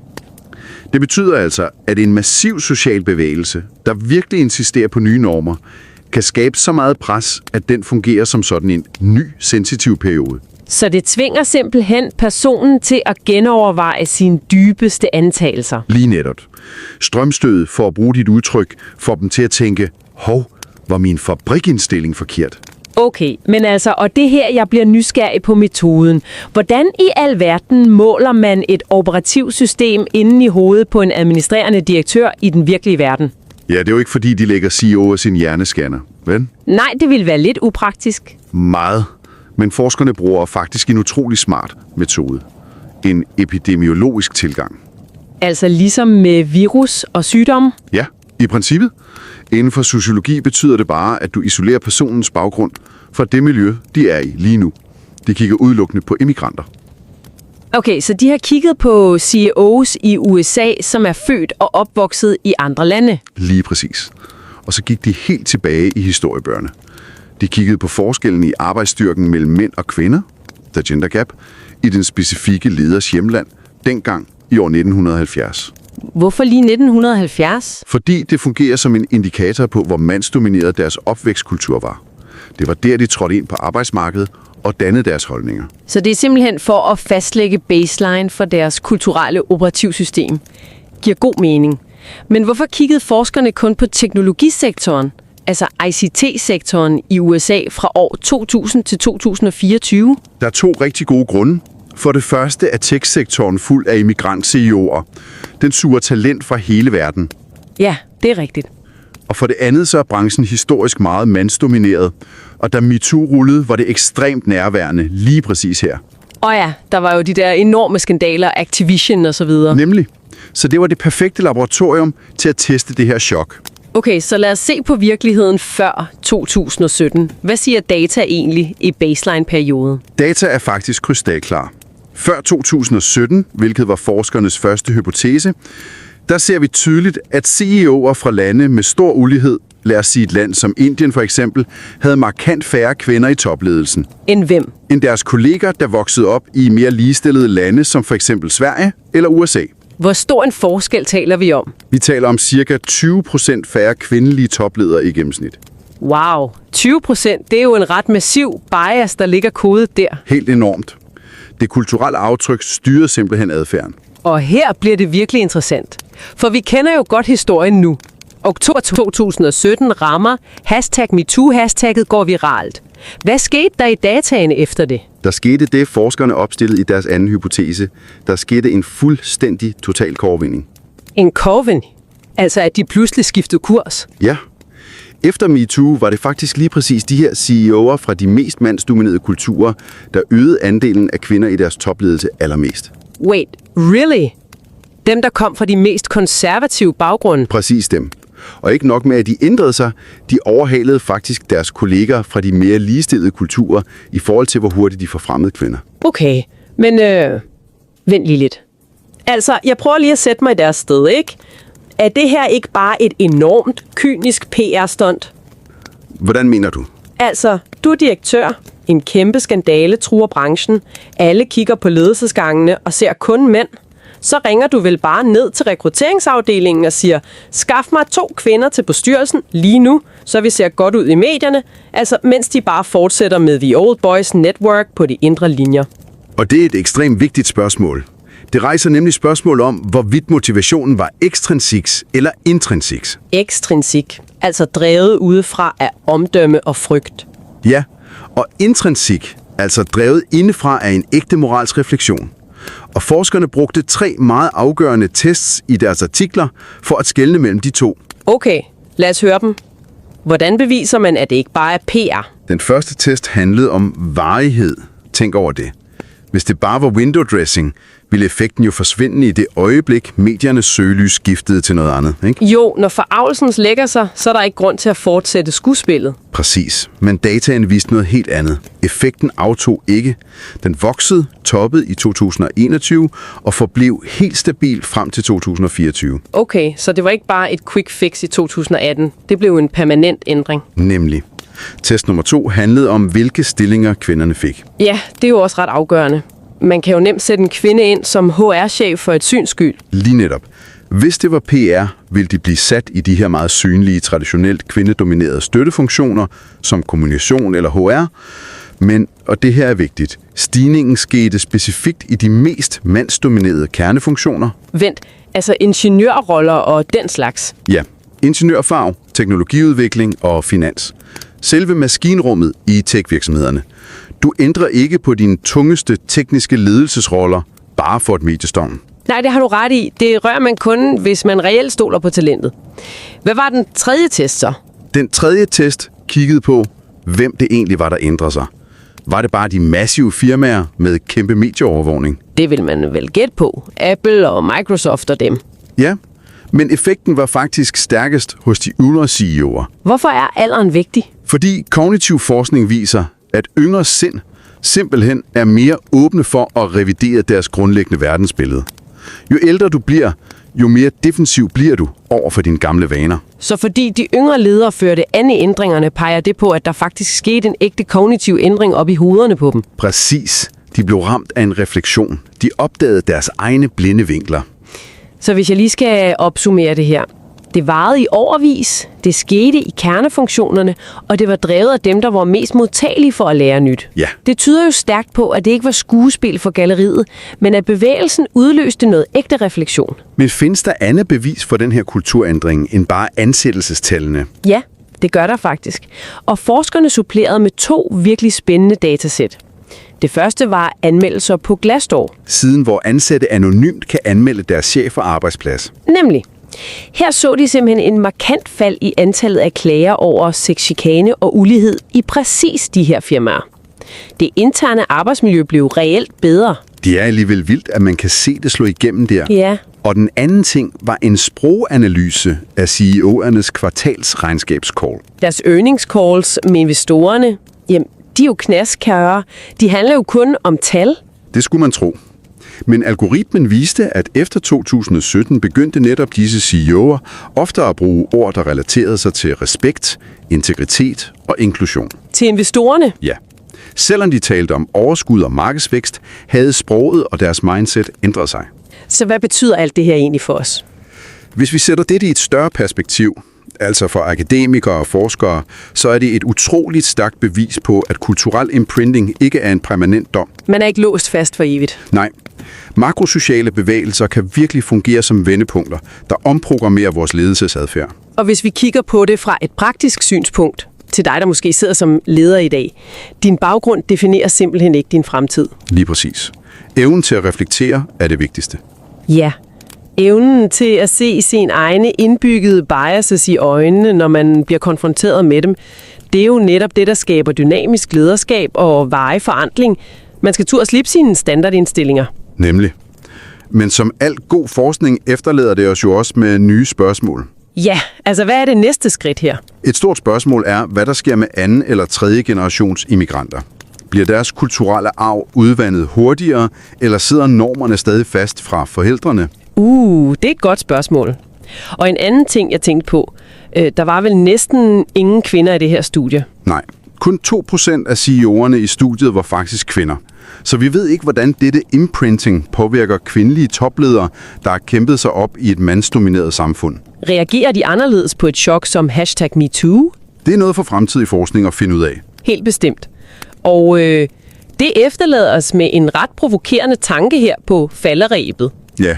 Altså hvis en hashtag-bevægelse, noget der startede på sociale medier, i løbet af få år formår at gennembryde og simpelthen omkode årtiers dybt forankrede kulturelle koder i toppen af erhvervslivet. Ja, det er jo vildt at tænke på. Ja, så kan man jo ikke lade være med at tænke, hvilke andre uforanderlige strukturer i vores samfund går vi rundt og accepterer lige nu? Og venter de i virkeligheden bare på det helt rette chok for at falde fra hinanden?